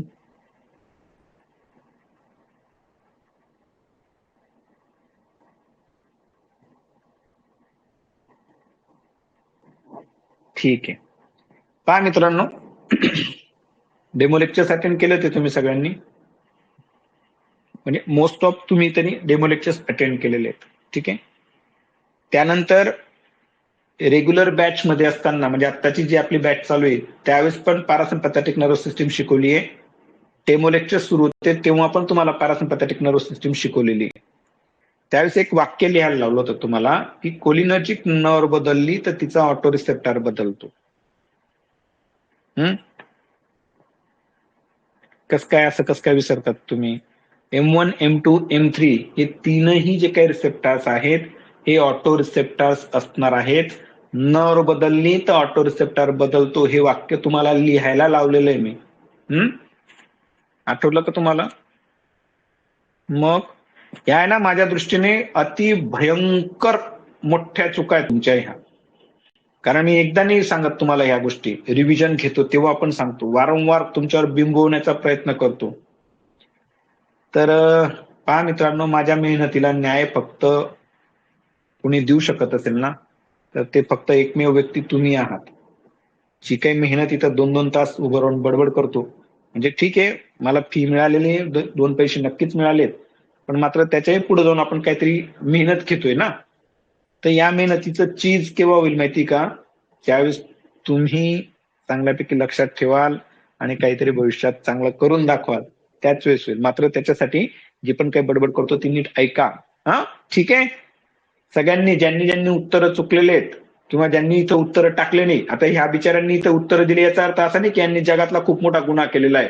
बाकीच्यांनी मनातल्या मनात ठेवलं, M1 असेल का M2 असेल का M3 असेल, काय माहिती यार कुठला असेल, असं ज्यांनी केलेलं आहे ते पण, आणि ज्यांनी चांगल्याला तुम्ही लोकांनी उत्तरं दिलेले तुम्ही पण, सगळ्यांनी 5 वेळा लिहायचं कोलिनर्जिक नर्व बदलली तर तिचा ऑटो रिसेप्टर बदलतो. 5 वेळा लिहायचं. मला त्या ठिकाणी मेसेज करा ग्रुपमध्ये की सर 5 वेळा हे वाक्य लिहून झालं, कोलिनर्जिक नर्व बदलली तर तिचा ऑटो रिसेप्टर बदलतो. कारण तुम्ही हे ऍट्रोपिनच्या वेळेस शिकलो नाही यार आपण. तिथं ऍट्रोपिनच्या वेळेस ज्यावेळेस त्याचा ट्रान्झिएंट इनिशियल ब्रॅडिकार्डिया प्रोड्यूस करतोय तिथं स्पष्ट उल्लेख केलेला आहे की बाबा वेगस नर्वच्या नर्व एंडिंगवरचा जो M1 रिसेप्टर आहे, तरी सुद्धा तुमच्या लक्षात नाही यार, म्हणजे अतिशय डेंजर काम आहे यार हे ना. म्हणजे ठीक आहे, चुका होत राहतात, पण मात्र इथून पुढे होऊ नका द्या. हा, होतात मित्रांनो चुका, काय मोठी खूप काय माझ्याकडनं बोललं गेला ती मग हा भयंकर चूक आहे, पण ठीक आहे, काय हरकत नाही, चुकांमधनच माणूस शिकत असतो. पण इथून पुढे चुकू नका, तो अधिकार तुम्हाला नाही राहणार. मग माझा तिसरा डोळा उघडेल त्यावेळेस. हा, आज नेमका सोमवार आहे, लक्षात ठेवा. हा, ठीक आहे, चला काय हरकत नाही, आपण पुढे जाऊ. तर मग हे असे आपल्याला alpha 2A, alpha 2B, alpha 2CB उत्तर म्हणजे हे असे रिसेप्टर्स असणार आहेत. मग आता मामांच्या मुलींबद्दल समजून घ्यायचे की नाही? चला मग आपण सगळ्यात पहिले मुलं फार खुश होऊन गेल्या. चला बाबा, मामांच्या मुलीचं चालू आहे चर्चा आता. चला मग अल्फा 1 जी आहे मोठी मुलगी, तिच्याबद्दल आपल्याला माहिती घ्यायची. परंतु त्याच्या पहिले याच्या काही दोन्ही मुली आहेत एकंदरीतरित्या अल्फा रिसेप्टरच्या बद्दल आपण म्हणू. तर अल्फा रिसेप्टरचा सिलेक्टिव्ह अॅगोनिस्ट आणि अँटागोनिस्ट आपल्याला माहिती असले पाहिजे ना. सॉरी, नॉन सिलेक्टिव्ह अल्फाचे जे काही दोन्ही रिसेप्टर्स असणार अल्फा 1 आणि अल्फा 2, यांना बाइंड होणारे, यांना स्टिम्युलेट करणारा जो काही ड्रग असणार आहे तो असणार आहे क्लोनिडिन. खास करून क्लोनिडिन खास करून तर सिलेक्टिव्ह अल्फा 2A अॅगोनिस्ट म्हटला जातो. पण जाऊ यांचा अँटागोनिस्ट बघू, कारण काही पुस्तकांमध्ये त्यांनी काय दिले, clonidine is agonist of alpha 1 and alpha 2. पण मुख्यत्वे करून तुमचं कन्फ्युजन होऊन जाईल. क्लोनिडिन हा अल्फा 2A अॅगोनिस्ट आहे, सिलेक्टिव्ह अल्फा 2A अॅगोनिस्ट असणार आहे. ठीक आहे, तर अल्फाचा जो काही अँटागोनिस्ट असणार आहे अल्फा रिसेप्टरचा, तो असणार आहे phentolamine. Phentolamine is non selective antagonist of alpha receptor. Non selective antagonist असणार आहे फेंटोलामाइन, फिनॉक्सिबेन्झामाइन, टोलाझोलिन यासारखे जे काही सगळ्यांबद्दल शिकू आपण, काळजी नका करा. आज फक्त फेंटोलामाइन लिहा इथं. तर अल्फा रिसेप्टरचा नॉन सिलेक्टिव्ह अँटागोनिस्ट असणार आहे फेंटोलामाइन, आणि बीटा रिसेप्टरचा नॉन सिलेक्टिव्ह अँटागोनिस्ट असणार आहे, दोघांची नावं पी वर्ण सुरू होतात. नॉन सिलेक्टिव्ह अँटागोनिस्ट असणार आहे प्रोप्रॅनोलॉल. ठीक आहे, प्रोप्रॅनोलॉल हा नॉन सिलेक्टिव्ह बीटा ब्लॉकर असणार आहे, आणि हा जो असणार आहे फेंटोलामाइन हा नॉन सिलेक्टिव्ह अल्फा ब्लॉकर असणार आहे. ठीक आहे, हे महत्वाचे आहेत. हे ना फुकटचे एमसीक्यू येतात आणि काहीच नाही यांच्यात दम, तरी आपण चुकून जातो. ठीक आहे, मग आता आपल्याला हे ज्या काही मामांच्या मुली आहेत त्यांच्याबद्दल चर्चा करून घेऊ. चला बाबा, एक एक एक मामाच्या मुली, कारण काय गंमत काय आहे, सुंदर आहेत, सुशील आहेत, सर्व गुण संपन्न आहेत, चांगला स्वयंपाक करतात ना, त्यांच्याबद्दल माहिती. मग मोठी मुलगी जी होती ती म्हणे मी घराच्या बाहेरची कामं करेल. घराच्या बाहेरची कामं काय लिहा इथं, मोठी मुलगी काय म्हणे, मी घराच्या बाहेरची कामं करेल. बाहेरची कामं करेल, ठीक आहे, बरं भाई, कर घराच्या बाहेरची कामं. ठीक आहे, पण मात्र तिची मागणी काय होती की मला 3 GB डेटा पाहिजे. तिचं म्हणणं काय होतं की मला 3 GB, हे पण लिहा, 3 GB डाटा म्हणा, डेटा जे काय म्हणाल ते म्हणा, तिचं म्हणणं तुम्हाला 3 GB डेटा पाहिजे. आता हे 3 GB डेटा का सांगतोय तुम्हाला, तर अल्फा 1 रिसेप्टर जो असणार आहे हा तुमच्या माझ्या शरीरात कुठे कुठे प्रेझेंट पाहायला मिळतो ते आपल्याला या ठिकाणी लक्षात ठेवायचं आहे. तर G फॉर 3 वेळा G लिहायचं असणार आहे, जी जी जी, आणि 1 वेळा B लिहायचं आहे. तर G for the gut, another G for the glands, another G for the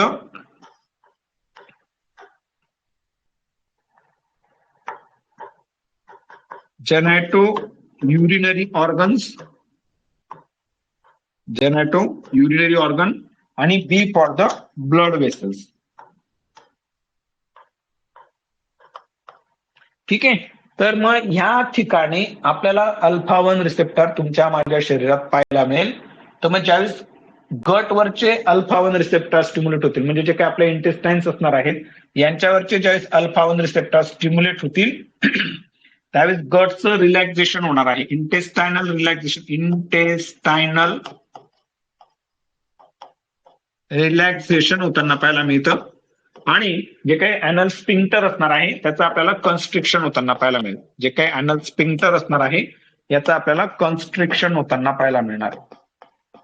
ठीक आहे, त्यानंतर मुळात बघा गट इंटेस्टाईन जे असणार आहेत इथं तुम्हाला अल्फा आणि बीटाच्या दोघांच्या एकच ऍक्शन पाहायला मिळतात रिलॅक्सेशनच्या. ठीक आहे, ग्लँड्स वरचे अल्फा 1 रिसेप्टर ज्यावेळेस स्टिम्युलेट होतील त्यावेळेस ग्लँड्सचे सिक्रेशन्स वाढतात, खास करून सलायवरी ग्लँड जी असणार आहे हिचे आपल्याला सिक्रेशन्स वाढताना पाहायला मिळतात. सलायवरी ग्लँडचे सिक्रेशन्स जे असणार आहेत हे सिक्रेशन्स आपल्याला वाढताना पाहायला मिळतील, except parotid gland. Except parotid gland. Parotid ग्लँडचे सिक्रेशन्स मात्र वाढणार नाहीयेत. जेनाटो युरिनरी ऑर्गन्सच्या बाबत पहा मित्रांनो, तुम्ही ना या विषयाला खूप मला तुम्हाला डेप्थ मध्ये सांगायचंय, तुम्ही अदरवाईज घ्यायचं नाही फक्त मला. हा ठीक आहे. आता परमेश्वराची इतकी भयंकर कृपा या ठिकाणी घडताना पाहायला मिळते की अल्फा 1 रिसेप्टर जो असणार आहे हा जेनाटो युरिनरी ऑर्गन्सवर आहे. याचा अर्थ काय तर पहिले आपण युरिनरीच्या बाबतीत समजून घेऊ. तर जे काही आपलं इकडे घेतो मी तुम्हाला वेगळ्या खाली जागा असेल तिथं तुम्ही लिहा, मला जागा नाही इथे. जेनाटो युरिनरी ऑर्गन्स. ठीक आहे. आता युरिनरी ऑर्गन मेल आणि फिमेल मध्ये सारखे असतात. युरिनरी ऑर्गन म्हणजे अनाटॉमिकली ते सारखे असतात, मात्र जेनाटल ऑर्गन जे असणार आहे हे मेल मध्ये वेगळं आहे आणि फिमेल मध्ये वेगळे आहे. ठीक आहे ना. मग सगळ्यात पहिले आपण युरिनरी ऑर्गनच्या बाबतीत अल्फा 1 रिसेप्टरच्या काय ऍक्शन्स असणार आहेत ते आपल्याला समजून घ्यायचे. लक्ष द्या मित्रांनो, हे जे काही आपलं ब्लॅडर असणार आहे हा ठीक आहे, या ब्लॅडरचा हा जो काही खालचा त्रिकोणी भाग असतो याला आपण ट्रायगन म्हणू, आणि याच्याबरोबर या ठिकाणी आपल्याला युरेथ्रल स्फिंक्टर पाहायला मिळतात. तर जेव्हा केव्हा युरिनरी ब्लॅडरवरचे अल्फा 1 रिसेप्टरचं स्टिम्युलेशन होईल अशा वेळेस आपल्याला या ठिकाणी हा काय म्हणतात त्याला ट्रायगन, मग ते मेलचा असो किंवा फिमेलचा असो, ट्रायगन आणि स्फिंक्टर जो असणार आहे यांचं कन्स्ट्रिक्शन होताना पाहायला मिळणार आहे. काय होणार आहे, यांचं कन्स्ट्रिक्शन होताना पाहायला मिळेल आणि यामुळे काय होणार, युरिन रिटेन्शन होणार आहे. ठीक आहे. सोपं आहे दोघांमध्ये, मेल फिमेल मध्ये एवढीच ऍक्शन. पण मात्र जेनाटल ऑर्गन्सच्या बाबतीत आपल्याला या ठिकाणी अल्फाच्या खूप सुंदर ऍक्शन्स पाहायला मिळतात, त्या नीट समजून घ्या. फिमेल मध्ये काय घटना घडते माहिती का, तर युटेरसचं कॉन्ट्रॅक्शन होणार आहे. युटेराइन कॉन्ट्रॅक्शन्स होणार आहेत. आणि मेलमध्ये इथे आपल्याला घटना काय पाहायला मिळते, मेलमध्ये जेनाटल ऑर्गन म्हणजे इथं पेनिस नाही घेता येणार आहे आपल्याला, तर जो काही व्हासा रेक्टा आणि सेमिनल व्हेसिकल्स आणि व्हासा रेक्टा असणार आहे यांचा रिदमिक कॉन्ट्रॅक्शन्स होताना पाहायला मिळतात. सेमिनल व्हेसिकल्स आणि वास डिफरन्स असणार आहे, वासा रेक्टा आणि वास डिफरन्स यांचा आपल्याला रिदमिक, हा शब्द अति प्रचंड महत्वाचा आहे, रिदमिक कॉन्ट्रॅक्शन्स होणार. रिदमचं स्पेलिंग काय बरं लिहून घ्या. रिदमिक कॉन्ट्रॅक्शन्स होताना पाहायला मिळतात. कॉन्ट्रॅक्शन्स, कॉन्ट्रॅक्शन. आणि घटना काय घडते त्याकडे नीट लक्ष द्या. ह्या रिदमिक कॉन्ट्रॅक्शन्समुळे हे अल्फा 1 कुठे गेला, अल्फा 1 मेडिटेड ऍक्शन्स असणार आहेत या रिदमिक कॉन्ट्रॅक्शन्स मध्ये. अरे इथं मेल लिहायचं रॉंग गेला माझ्याकडनं, तुम्ही मेल लिहून घ्या. इथे मेल लिहायचं रॉंग गेला, जसं इथं फिमेल लिहिलं तसं इथं मेल लिहा. मेलमध्ये सेमिनल व्हेसिकल्स, वास डिफरन्स यांच्या रिदमिक कॉन्ट्रॅक्शन्समुळे मेलमध्ये आपल्याला या ठिकाणी इजॅक्युलेशन होताना पाहायला मिळणार आहे. ठीक आहे. आणि युटेरसच्या बाबतीत बघा काय खतरनाक ताकद आहे. युटेरसच्या बाबतीत काय होतं माहिती का, ज्यावेळेस युटेरसवरचे अल्फा 1 रिसेप्टर स्टिम्युलेट होतील त्यावेळेस घटना काय घडते, खास करून ज्यावेळेस इंटरकोर्स होणार आहे त्यावेळेस पहा नीट समजून घ्या. ज्यावेळेस इथं इंटरकोर्स झालेला असणार आहे, आता बघा इंटरकोर्स होण्यासाठी मुळात गोष्ट काय आहे की इजॅक्युलेशन होणं महत्वाचं आहे. आता कपल आपण म्हणू की इंटरकोर्स करतायत आणि आता पहा काय यार खतरनाक आहे विषय. पहा मेलच्या बाबतीत आपण चर्चा करू. मेलच्या बाबतीत इंटरकोर्स होण्यासाठी पेनिसचं इरेक्शन होणं महत्वाचं आहे.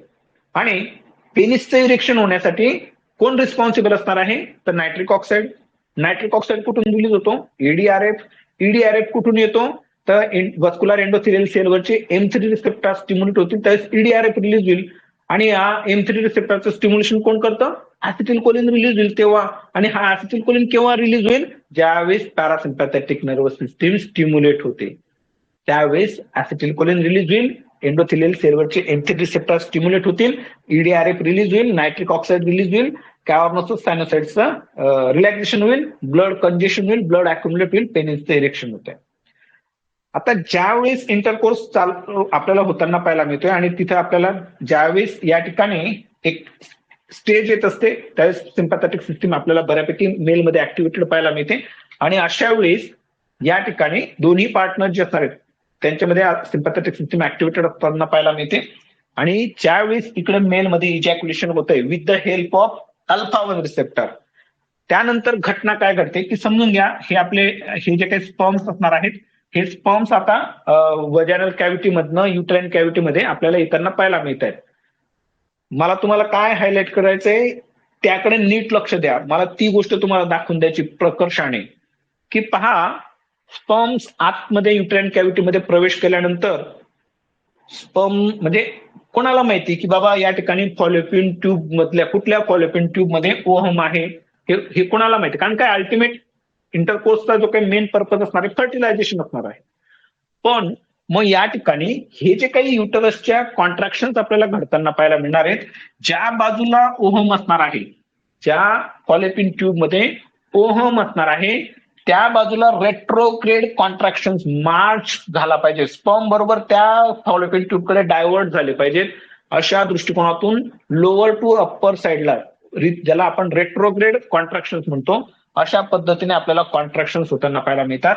आणि हे स्पर्म जे असणार आहे यांचं मार्चिंग आपल्याला बरोबर त्या फॉलोपियन ट्यूबकडे होताना पाहायला मिळते जिथं ओहम प्रेझेंट असणार. मला तुम्हाला ही गोष्ट दाखवायची आहे की किती भयंकर त्या ठिकाणी चालू आहे तुमच्या माझ्या शरीरामध्ये.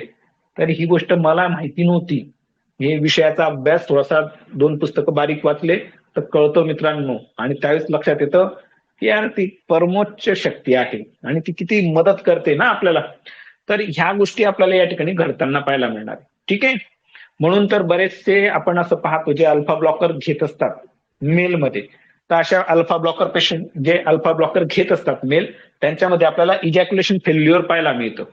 त्याच्या मागचं कारण काय आहे? इजॅक्युलेशन होत नाही लवकर. त्याच्या मागचं कारण काय आहे? तर त्याच्या मागचं कारण आहे की हे अल्फा 1 रिसेप्टर जे असणार आहेत सेमिनल व्हॅसिकल्स वास डिफरन्सवर यांचं काम काय आहे? रिदमिक कॉन्ट्रॅक्शन करायचंय. तर यांचं कॉन्ट्रॅक्शन होणारच नाही कारण अल्फा 1 रिसेप्टर ब्लॉक होऊन जातो आणि ते जर कॉन्ट्रॅक्ट झाले नाही तर मग इथे इजॅक्युलेशन होत नाही ना. म्हणून अशा पेशंटमध्ये आपल्याला इजॅक्युलेशन होताना पाहायला मिळत नाही. तर ह्या गोष्टी तुम्हाला भविष्यात म्हणजे आता थोड्या दिवसात अल्फा रिसेप्टर्स अँटागोनिस्ट आणि बीटा अँटागोनिस्ट शिकणार आहोत. तर ते केव्हा कळेल तुम्हाला? जेव्हा तुमची आजची ही कन्सेप्ट क्लिअर असेल ना. ह्याच नाही गोष्टीबद्दल म्हणते मी, सर्वच गोष्टींबद्दल म्हणणार आहे. तर त्यावेळेस त्या कन्सेप्ट क्लिअर असतील तर तुम्हाला ते पटकन लक्षात येईल आणि पटकन बोलता येईल. मग आपल्या समोर MBBS असो, MD मेडिसिन असो, MD गायनाकोलॉजी असो, आपल्याला त्यांचा ड्यू रिस्पेक्ट आहेच, नाही अशातला भाग नाही. परंतु त्यांच्या आपल्याबद्दलचे जे काही विचार आहेत की बाबा हा BHMS आहे, याला काय माहिती अल्फा रिसेप्टर, याला काय माहिती बीटा रिसेप्टर, याला काय माहिती अल्फा ब्लॉकर, तर आपल्याला त्यांना नम्रपूर्वक सांगायचंय, आविर्भावात अजिबात यायचं नाही. हा ठीक आहे. तर ते मला घडवून आणायचंय, पण मात्र नम्रता असली पाहिजे आपल्या अंगी.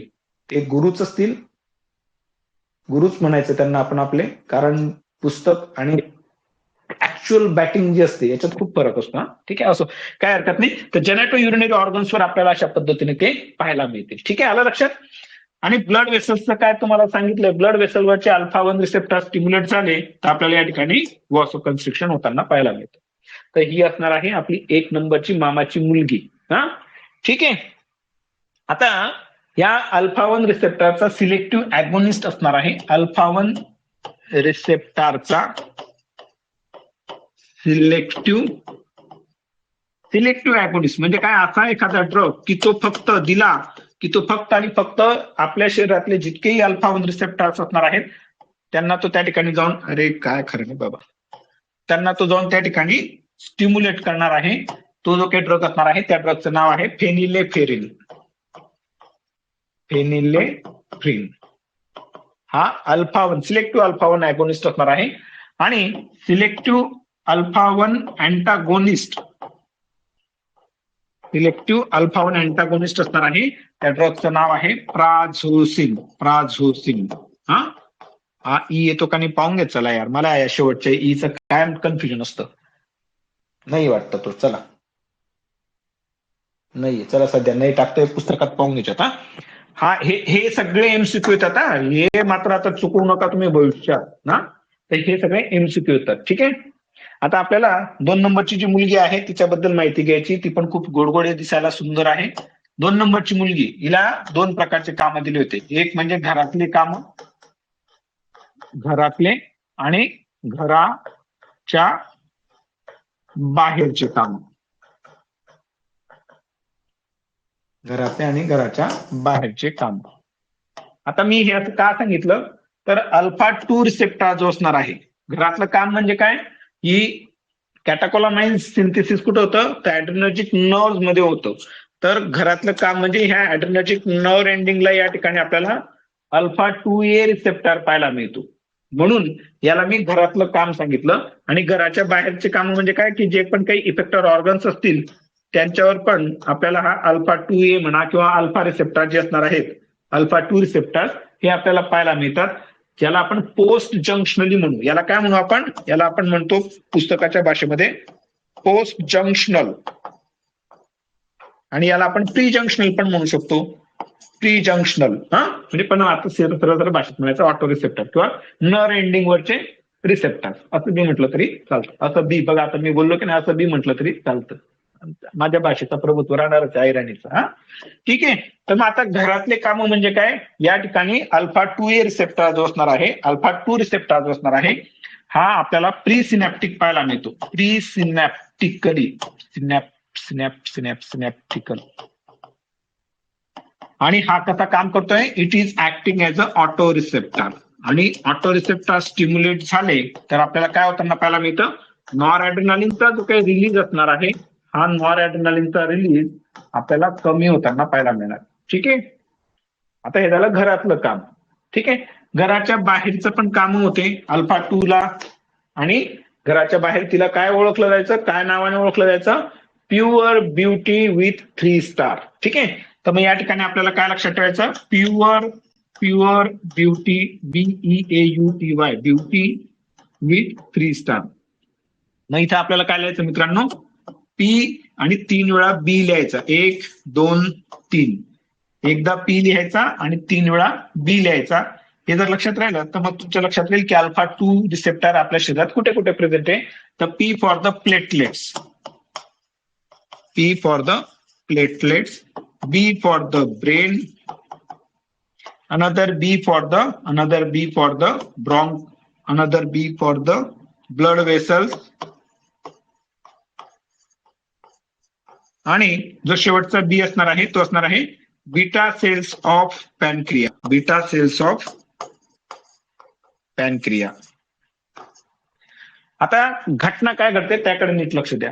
ह्या मुली इथना सगळ्या निगेटिव्ह रोल मध्येच पाहायला, म्हणजे मुली म्हणजे तुम्ही नाही बरं का, फार्मॅक मधल्या या अल्फा 1 अल्फा 2 च्या बाबतीत म्हणतोय, या जवळपास सगळ्या आपल्याला निगेटिव्ह रोल मध्येच पाहायला मिळणार आहे तिथे.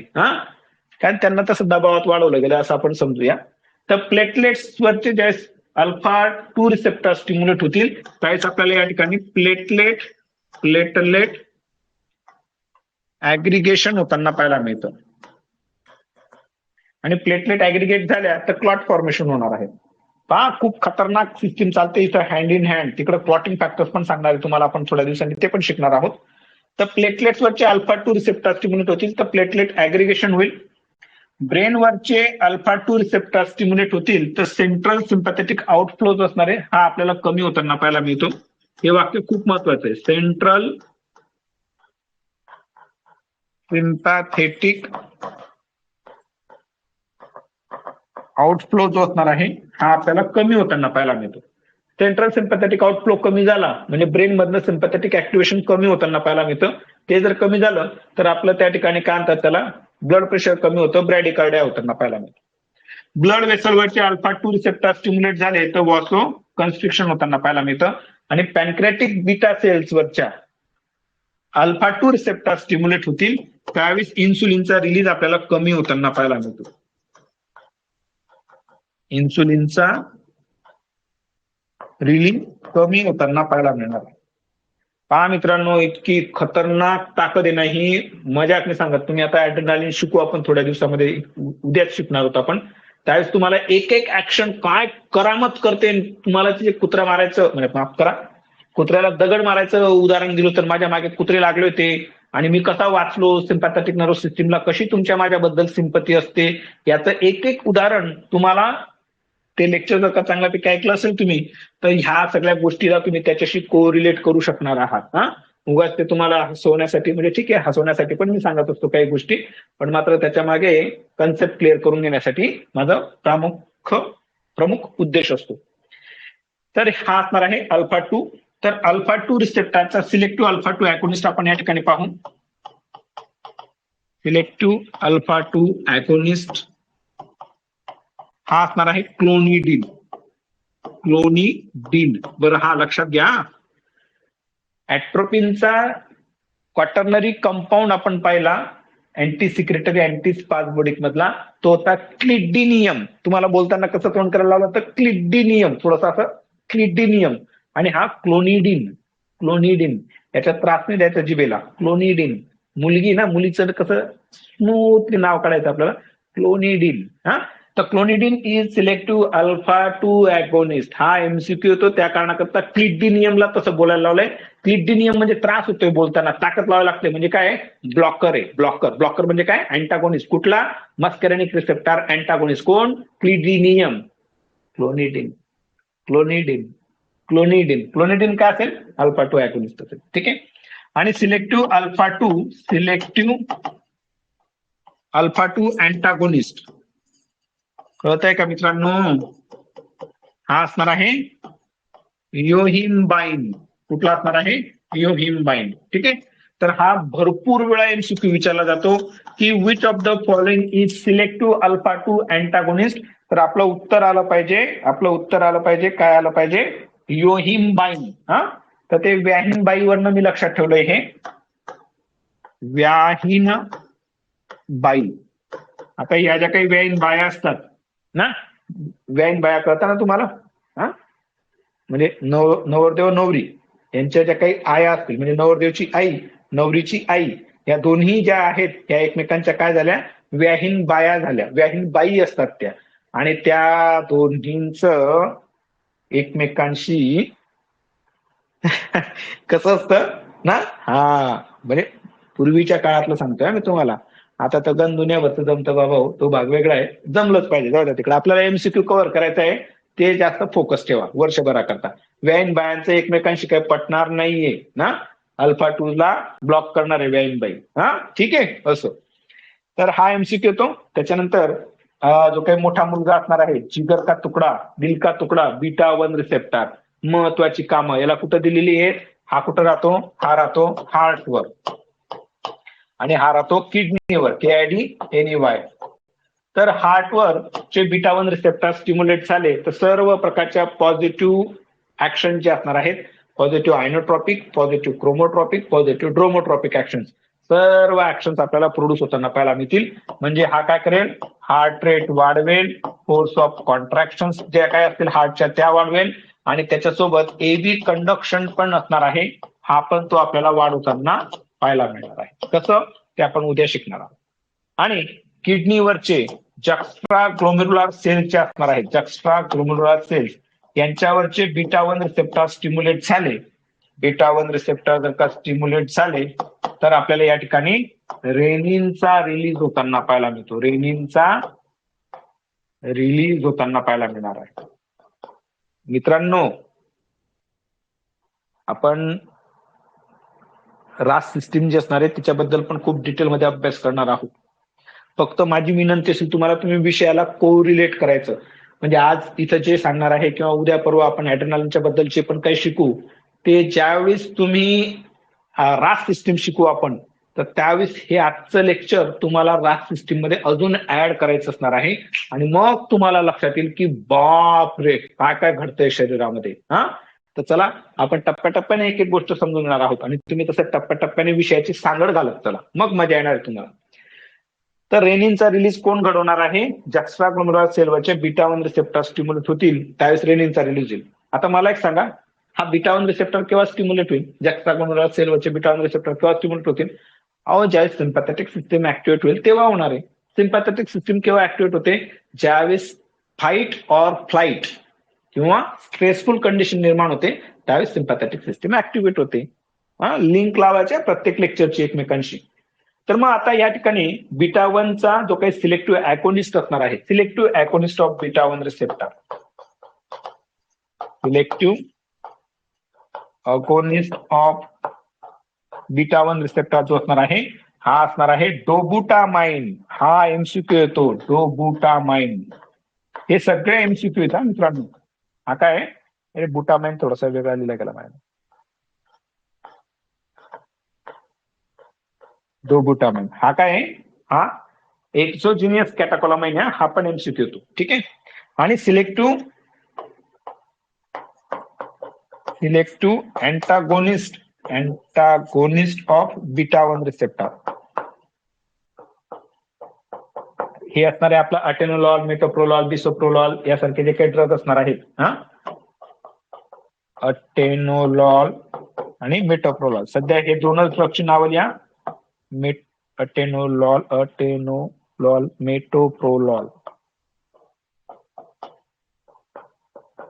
सध्याला एवढीच नावं लिहा, आपल्याला भरपूर शिकायचं, काळजी नका करा. तर हे पण एमसीक्यू येतात. यांना कार्डिओ सिलेक्टिव्ह बीटा ब्लॉकर असं पण म्हटलं जातं. ठीक आहे. तर हा बीटा 1 रिसेप्टर मोठा मुलगा असणार आहे हजबंड बेबीचा. महत्वाचे जे ऑर्गन आहेत शरीरातले, हार्ट आणि किडनी, यावर आपल्याला बीटा 1 रिसेप्टर पाहायला मिळेल. त्यानंतरचं 2 नंबरचं कॅलेंडर बीटा 2 रिसेप्टर. याला मम्मी पप्पांनी काय सांगितलं होतं? बेटा तू रिलॅक्स राहा आणि बेटा टू U2 अप्लाय जेल. तू पण अप्लाय कर बाबा, जेल लाव बाबा, असं त्यांनी मम्मी पप्पांनी 2 नंबरच्या कार्टूनला सांगितलं. आता हे आपल्याला इथं काय लक्षात ठेवायचंय? हे लक्षात ठेवायचंय, beta 2 U2 apply gel.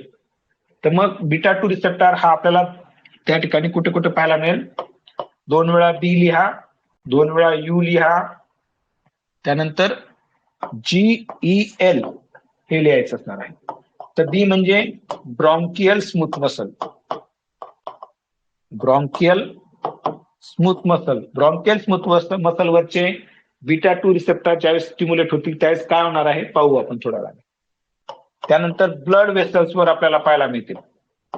Beta 2 receptors blood vessels वर पाहायला मिळतील. यू फॉर द युटेरस वर पाहायला मिळणार आहेत beta 2 receptors. Another U for the urinary bladder. G for the GIT किंवा गट लिहा. ई फॉर द आईज लिहा and L for the liver लिहा. ठीक आहे. आता तुम्हाला काय सांगितलं मित्रांनो की बीटा 2 रिसेप्टर्स जेव्हाही लहानाचे मोठे होत होते किंवा 2 नंबरचा मुलगा मोठा होत होता तर त्याला काय सांगितलं होतं मम्मी पप्पांनी? रिलॅक्स राहा रे बाबा, डोक्याला त्रास नको देऊ, रिलॅक्स राहायचं बरं, कूल होतो, शांत हो. तर रिलॅक्स वरनं एकच लक्षात ठेवायचं, जिथे जिथं बीटा 2 रिसेप्टर पाहायला मिळेल तो त्या ऑर्गनचं रिलॅक्सेशन करणार आहे. मग ते कुठलेही स्मूथ मसलवाले ऑर्गन असो त्यांचं आपल्याला रिलॅक्सेशन होताना पाहायला मिळतं. तर ब्रॉन्कियल स्मूथ मसलवरचे बीटा 2 रिसेप्टर स्टिम्युलेट झाले तर आपल्याला पाहायला मिळतं ब्रॉन्को डायलेटेशन.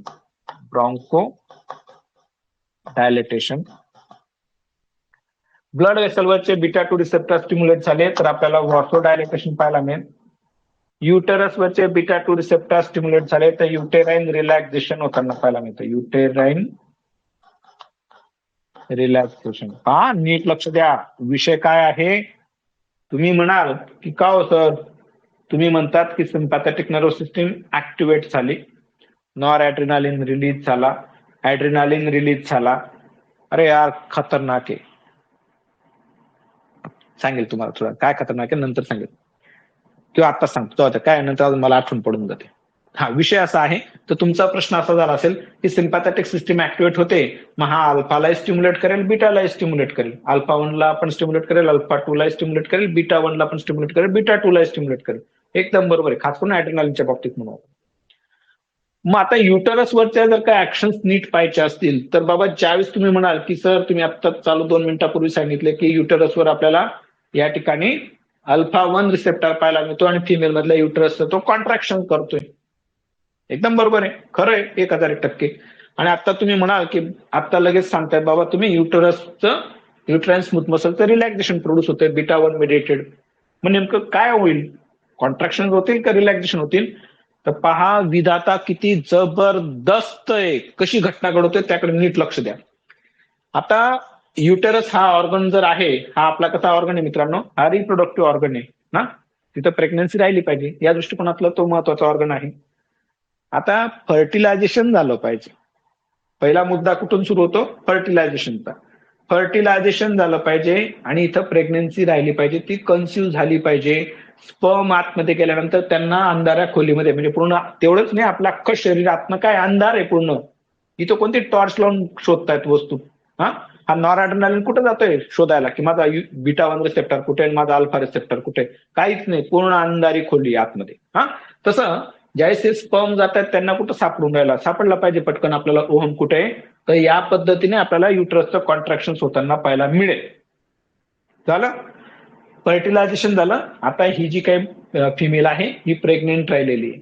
आता नीट लक्षात घ्या, सिम्पॅथेटिक सिस्टीम प्रेग्नन्सी मध्ये काय काम करणं बंद करून देणार आहे का? अजिबात नाही सर, काम तर चालूच राहणार आहे.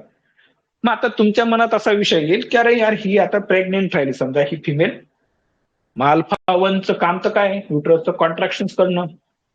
मग प्रेग्नन्सी आणि युट्रसचे कॉन्ट्रॅक्शन कसं शक्य, बरोबर आहे? तर हीच गोष्ट आहे मित्रांनो, देव तारी त्याला कोण मारी, ही जी गोष्ट आहे ना ती तुम्हाला याच्यातनं शिकायला मिळेल. देवाची इच्छा आहे, त्याचीच इच्छा आहे की इथं प्रेग्नन्सी राहिली पाहिजे, म्हणून अशा पद्धतीने युट्रसच्या कॉन्ट्रॅक्शन अल्फा 1 मेडिएटेड होत आहेत. आणि त्याची ही पण इच्छा आहे, त्याची जर इच्छा आहे प्रेग्नन्सी राहिली पाहिजे, तर त्याची ही पण इच्छा असेल की ही प्रेग्नन्सी पूर्ण 9 महिने आपल्याला पूर्ण पार पडली पाहिजे. आणि ती पार पडण्यासाठी युट्रसचं कॉन्ट्रॅक्शन होणं त्रासदायक ठरणार आहे. म्हणून माझ्या मित्रमैत्रिणींनो, जे ग्रॅव्हिड युटरस असणार आहे, ग्रॅव्हिड युटरस म्हणजे काय, जे प्रेग्नन्सी ज्याच्यात आपल्याला बच्चू पाहायला मिळते, फर्टिलाइज्ड ओम पाहायला मिळते, याचं या युटरसच्या कॉन्ट्रॅक्शन नाही, त्याच्या रिलॅक्सेशन झालं पाहिजे. या सुंदर विचाराला घेऊन परमेश्वराने काय केलं की जेव्हा प्रेग्नेन्सी असते त्यावेळेस बीटा 2 रिसेप्टरच्या ऍक्शन आपल्याला प्रामुख्याने पाहायला मिळतात युटरसवरच्या, आणि सुंदरता काय करते की युटरसचं रिलॅक्सेशन होताना पाहायला मिळतं. आणि जो नॉन ग्रॅव्हिड युटरस असणार आहे, किंवा ज्याला आपण काय म्हणू नॉन ग्रॅव्हिड, म्हणजे आता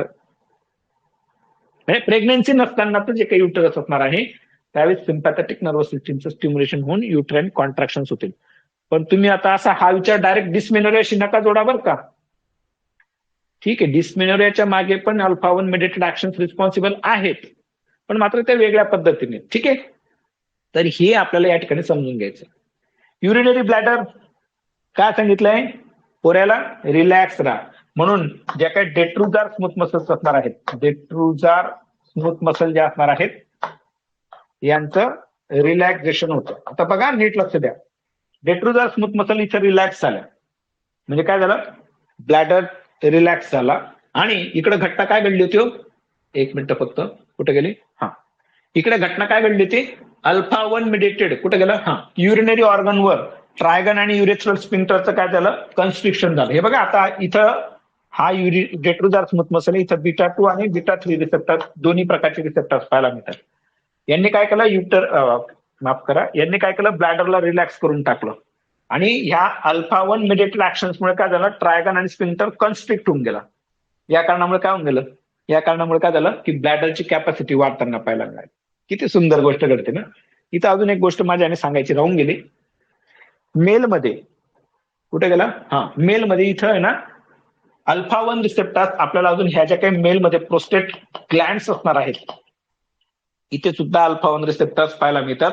आणि प्रोस्टॅटिक काय त्याला फ्लुइड हे पण त्या ठिकाणी ड्युरिंग इंटरकोर्स त्या ठिकाणी रिलीज झालं पाहिजे, सिक्रीट झालं पाहिजे, जेणेकरून सिमेनचा जो काही पीएच असणार आहे हा आपला अल्कलाईन, जास्तीत जास्त अल्कलाईन ठेवता आला पाहिजे. या दृष्टिकोनातून या सर्व घटना आपल्याला घडताना पाहायला मिळत आहेत. ठीक आहे ना.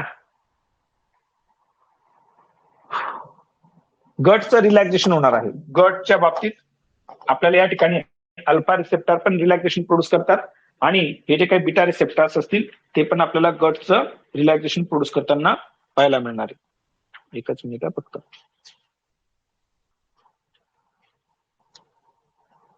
एकच मिनिट मित्रांनो.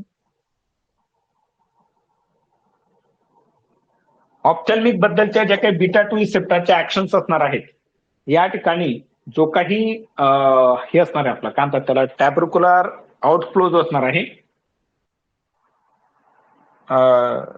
ह्या ऑप्थॅल्मिक ऍक्शन्स आपण नंतर चर्चा करू, पण सध्याला इतकं लक्षात ठेवा बीटा 2 मेडिएटेड ऍक्शन्समुळे ऍक्वियस ह्युमरचा जो काही ड्रेनेज असणार आहे ऍक्वियस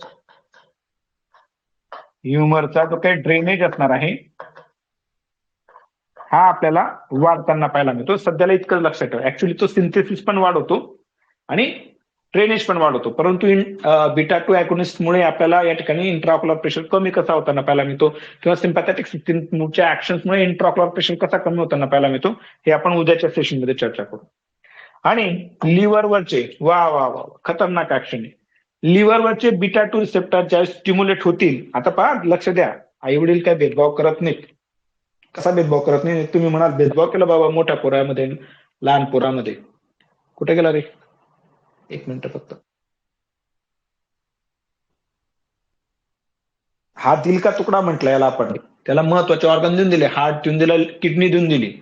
2 नंबरचा मुलगा थोडासा मोठा झाला, त्याला सुरुवातीला काय होतं लोकल लोकल काम दिले होते. युटरस दिलं, आपलं माफ करा काय म्हणतात त्याला ते ब्रॉन्केल सिस्टीम दिली, त्याच्यानंतर काय ते ब्लड वेसल दिलं, त्यानंतर युटरस दिलं, युरिनरी ब्लॅडर दिलं, गट दिलं, डोळा दिला.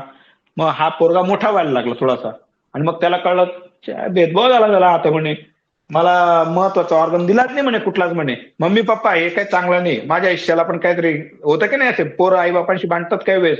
माझ्या आयुष्याला काय सगळं महत्वाचं मोठ्याला देऊन दिलं, माझ्या आयुष्याला काय. असं नको झालं पाहिजे. आई वडील आपल्या आयुष्याला येणं हेच खूप मोठं भाग्य आहे. आई वडिलांची प्रॉपर्टी ज्याला घ्यायची त्याने घेऊन घ्या, पण आई वडिलांना आपल्या आयुष्याला घेऊन घ्या. वा जबरदस्त काम नाही.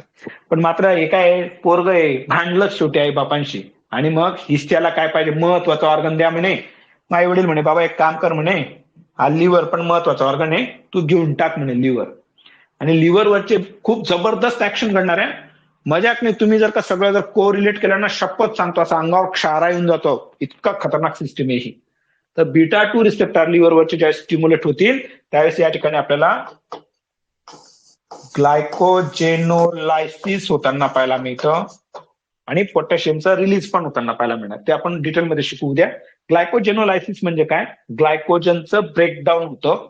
ग्लायकोजन जो असणार आहे या मेटाबॉलिक ऍक्शन्स आहेत. ग्लायकोजनचं लायसिस आपल्याला होताना पाहायला मिळतं आणि ग्लायकोजनचं ब्रेकडाऊन झाल्यामुळे आपल्या शरीरात एनर्जी निर्माण होते, ग्लुकोजचं प्रमाण वाढतं, आपली ब्लड ग्लुकोज लेवल, आपली शुगर लेवल वाढते. नीट शिकून घ्या, समजून घ्या. घटना काय घडते तुमचं बारकाईने लक्ष आहे का? सगळ्यांना तुम्ही पाहतायत का? हे पहा 2 नंबरच्या मुलीने काय केलं. एक मिनिट फक्त, तुमचं लक्षच नाही यार माझ्या बोलण्याकडे. अल्फा 2 रिसेप्टर पहा, नीट लक्ष द्या. मी त्या सकाळी फिरायला गेलो होतो, मी काय नाश्ता पाणी करून गेलो होतो का? काहीच नाही. सकाळी फिरायला जातो आपण, ब्रश करतो, प्रातर्विधी आटोपतो आणि मॉर्निंग वॉकला जातो. पण रस्त्यात मी काय केला, आगाऊपणा केला, दगड घेतला, कुत्र्यांना मारला. आता कुत्रे माझ्या मागे पळतायत, मला वाचायचंय, मला मारायचं नाही. कुत्रे चावतील, पोटात 14 इंजेक्शन. आता तेव्हा मी घेतलेच 14, पण आता 5-7 घ्यावे लागतात दंडावर. तर मग चावतील, पळायचंय, मग पळतोय, मग ताकद कुठून येते? पोट तरी काम होतं माझं, चहा पण प्यायला नव्हतो, काहीच खाल्लेलं नव्हतं. सोबत त्या ठिकाणी काय कुठलं काही वस्तू अशी एनर्जेटिक फ्लुइड पण घेऊन गेलेलं नाही काही कुठलं. तर मग अचानक ताकद कुठून येते माझ्या शरीरात? तर मित्रमैत्रिणींनो, ही सिम्पॅथेटिक सिस्टीम ऍक्टिव्हेट होते. ती काय करते पहा, नीट लक्ष द्या, नीट लक्ष द्या. थांबा थोडेसे, उशीर होऊ द्या, काहीच होत नाही. कन्सेप्ट क्लिअर करा. अचानक ताकद कुठून आली? तर या ठिकाणी लिव्हरवरचे बीटा 2 रिसेप्टर स्टिम्युलेट होत आहेत, सिम्पॅथेटिक सिस्टीम ऍक्टिव्हेट झाली. फाईट ऑर फ्लाईट ताकद लागणार आहे ना दोन्ही गोष्टींसाठी. लिव्हरवरचे बीटा 2 रिसेप्टर स्टिम्युलेट होतात, माझ्या शरीरात ब्लड ग्लुकोज लेवल ही वाढते. वाढली. मग आता तुम्ही अजून एक कन्सेप्ट शिकलेला आहात की इन्सुलिन रिलीज झाला. इन्सुलिन रिलीज झाला तर इन्सुलिन काय करतो? ब्लड ग्लुकोज लेवल कमी करून टाकतो, किंवा आपण असं म्हणू ग्लुकोजचं डिस्पोजल करतो, किंवा असं आपण म्हणू ग्लुकोजला स्केलेटल मसलमध्ये लिव्हरमध्ये टाकून देतो, म्हणजे बीएसएल कमी करतो इन्सुलिन. मान्य आहे ना? मग आता देवाला तर इच्छा आहे देवाची की बाबा आकाश पवार वाचला पाहिजे, फार्मॅकचे लेक्चर त्याने अजून 4-5 बॅचेस शिकवल्या पाहिजेत, पोरा बाळांना लहान लेकरांना शिकवलं पाहिजे, 2 लोकांना हसवलं पाहिजे, 2 गोष्टी चांगल्या काहीतरी सांगितल्या पाहिजे, नाही तर मग कुत्रे चावतील मरून जाईल हा. मग देवाने काय केलं, हा पळला पाहिजे. मग याने काय केलं देवाने, तर माझ्या शरीरामध्ये ग्लुकोज वाढवून टाकला. हा ग्लुकोज कोणासाठी वाढवलाय, स्केलेटल मसलसाठी वाढवलाय का? हा ग्लुकोज जो वाढवला, योग्य निर्णय घेतले गेले पाहिजे, ब्रेनद्वारा, मेंदूद्वारा पटापट योग्य निर्णय घेतले गेले पाहिजे, की कुठं उडी मारायची, कुठं चढायचं, कुठं लपायचं, काही असं असेल त्यावेळेचे ऍज पर द कंडिशन ते झालं पाहिजे. म्हणून ब्रेन काय मागतो, ब्रेन 2च गोष्टी मागतो. एक मागतो मला ग्लुकोज दे, दुसरं सांगतो मला ऑक्सिजन दे, बस या 2 गोष्टी दे तुम्हाला, मी तुझे सगळे कामं करून टाकेल. मग ठीक आहे, मग देव म्हटला की ठीक आहे तुला ग्लुकोज देऊन टाकला म्हणे मी, त्याने तुला ग्लुकोज देऊन टाकला. पण मात्र इन्सुलिनचा विषय मॅटर निघाला ना, इन्सुलिन काय करेल, ब्लड ग्लुकोज लेवल कमी करून टाकेल. पण मग त्याची सुद्धा खबरदारी, त्याची सुद्धा काळजी विधात्याने घेतली. कशी घेतली ती नीट समजून घ्या. ती काळजी कशी घेतली ती अल्फा-2 द्वारे आपल्याला घडताना पाहायला मिळते. तर अल्फा-2 रिसेप्टर की जे बीटा सेल्स ऑफ पॅनक्रियावर प्रेझेंट असणार आहे त्यांचं स्टिम्युलेशन होईल. आणि पहा सुंदरता काय घडली, इन्सुलिनचा रिलीज कमी करून टाकला. आणि इन्सुलिन कमी राहिला तर ब्लड ग्लुकोज लेवल कमी होईल का? नाही होणार. आणि जो काही ग्लुकोज असेल, याचं कार्बोहायड्रेट असतील, याचं युटिलायझेशन ब्रेन करेल आणि पटापट पटापट पटापट निर्णय घेणार आहेत आपण. तर इतकी खतरनाक रचना करून ठेवली यार, माहितीच नव्हतं मला. म्हणजे मी कदाचित 2019 ला काय वयाचं असेल, आज समजा आज 40-41 सुरू आहे, 25 मध्ये, तेव्हा तर अजून कमी होतं माझं वय. जेवढं असेल तेवढं 4-1 वर्ष कमी करून टाका. 38 वर्षाचा असेल किंवा 37 वर्षाचा असेल, 37व्या वर्षी, वयाच्या 37व्या वर्षी मला माहिती पडलं, म्हणजे अर्ध खपून गेलो होतो, 40च्या जवळपास होऊन गेलो होतो, म्हणजे अर्ध आयुष्य झालं माझं, अर्धा होऊन गेलो. तेव्हा माहिती पडलं की बाबा ही सिम्पॅथेटिक नर्वस सिस्टीम नावाची भांडण असते काहीतरी, आणि ती तुम्हाला मला वाचवण्यासाठी असं काहीतरी कार्यक्रम करते माझ्या शरीरात. तर मित्रांनो ही गोष्ट खूप जबरदस्त आहे, नीट लक्षपूर्वक ऐकायचं सगळे सेशन. हा ठीक आहे, यांच्याबद्दल आपण खूप डिटेलमध्ये शिकणार आहोत. तुर्तास फक्त आपण इंट्रोडक्शन करून देतोय की पोरं बाळांच्या प्रॉपर्टीला काय काय आलेलं आहे, त्यांच्या वाटा इष्टाला काय काय आलेलं आहे ते आपल्याला समजून घ्यायचं ना. हा, आणि याच्यानंतरचा 3 नंबरचं जे शेंडफळ होतं, जे देवाला चुकवून आलेलं आहे. म्हणजे कसं देवाला चुकवून आलं असं का म्हणतोय मी, इथं काय होतं, कॉन्ट्रासेप्शन मेजर्स घेतले गेले होते, तिचं त्या ठिकाणी ट्युबेक्टॉमी होऊन गेली होती की आता मुलं बाळ नको बाबा, पण मात्र तरी तो देवाला चुकवून आला आणि तिथं प्रेग्नन्सी राहिली, आणि हा जन्माला आलेला आहे तो असणार आहे बीटा-3 रिसेप्टर. 3 नंबरचं कार्ट कामच नाहीत ना बाबा. एक वाटा प्रॉपर्टी संपून गेलेली होती सगळी, सगळे प्रॉपर्ट्या ज्या होत्या सगळ्या, याला हार्ट देऊन दिलं, त्याला लिव्हर देऊन दिलं, याला किडनी देऊन दिली, त्याला ब्लड वेसल देऊन दिलं, त्याला म्हणे पॅनक्रिया घे, याला म्हणे तू हे घे, डोळा घे, अमुक घे, सगळं वाटलं गेलं. तरी आलंच बाबा हे शेंडफळ जन्माला. मग याला काय द्यायचं आता, राहिलं काय आता?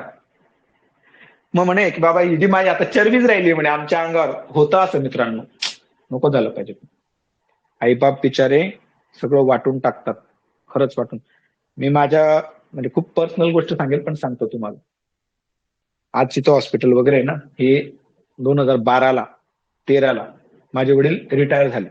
शिक्षक होते माझे वडील, म्हणजे आहेत अजूनही. माझं तेव्हा लग्न नव्हतं झालेलं, माझं 14 मध्ये झालं असेल लग्न. हा 14 मध्ये लग्न झालं, 2012ची गोष्ट आहे. वडील रिटायर झाले. पहा नीट लक्ष द्या, त्यांनी 31-32 वर्ष सर्व्हिस केली शिक्षक म्हणून. त्यांची जी काही जमा पुंजी असेल, शिक्षक रिटायर झाला किंवा सरकारी नोकरदार रिलीज काय यार असंच आहे माझं, सरकारी नोकरदार रिटायर झाले की त्यांना त्या ठिकाणी त्यांचे पीएफ मिळते, ग्रॅच्युटी मिळते, पेन्शन विक्री मिळते, पैसा मिळतो थोडक्यात. तर त्यावेळेस आज जिथं हॉस्पिटल आहे किंवा घर आहे, तर ही जागा माझ्या नावावर विकत घेतली. त्यावेळेस माझं लग्न पण झालेलं नव्हतं, मी कुवारा होतो. माझी ओपीडी टाकायला 2008ला मी ओपीडी टाकली, 9ला धरून घ्या, म्हणजे 9, 10, 11, 12, 13, 4-5 वर्षात त्यावेळेस ती प्रॉपर्टी माझ्या नावावर विकत घेतली.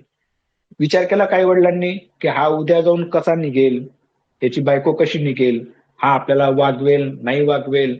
मला सांगायचं काय आहे, हे मी का सांगतोय की म्हणजे मी माझ्याच आई वडिलांबद्दल नाही म्हणणार, सगळ्यांच्या आई वडिलांबद्दल म्हणणार आहे हे. तर आई वडील खूप चांगले असतात, ते देऊन टाकतात लेकरांना ना. आणि लेकर म्हणजे असं तर असा दिवसच नको होऊ देऊ कधी ना. तर वाटून टाकतात सगळं.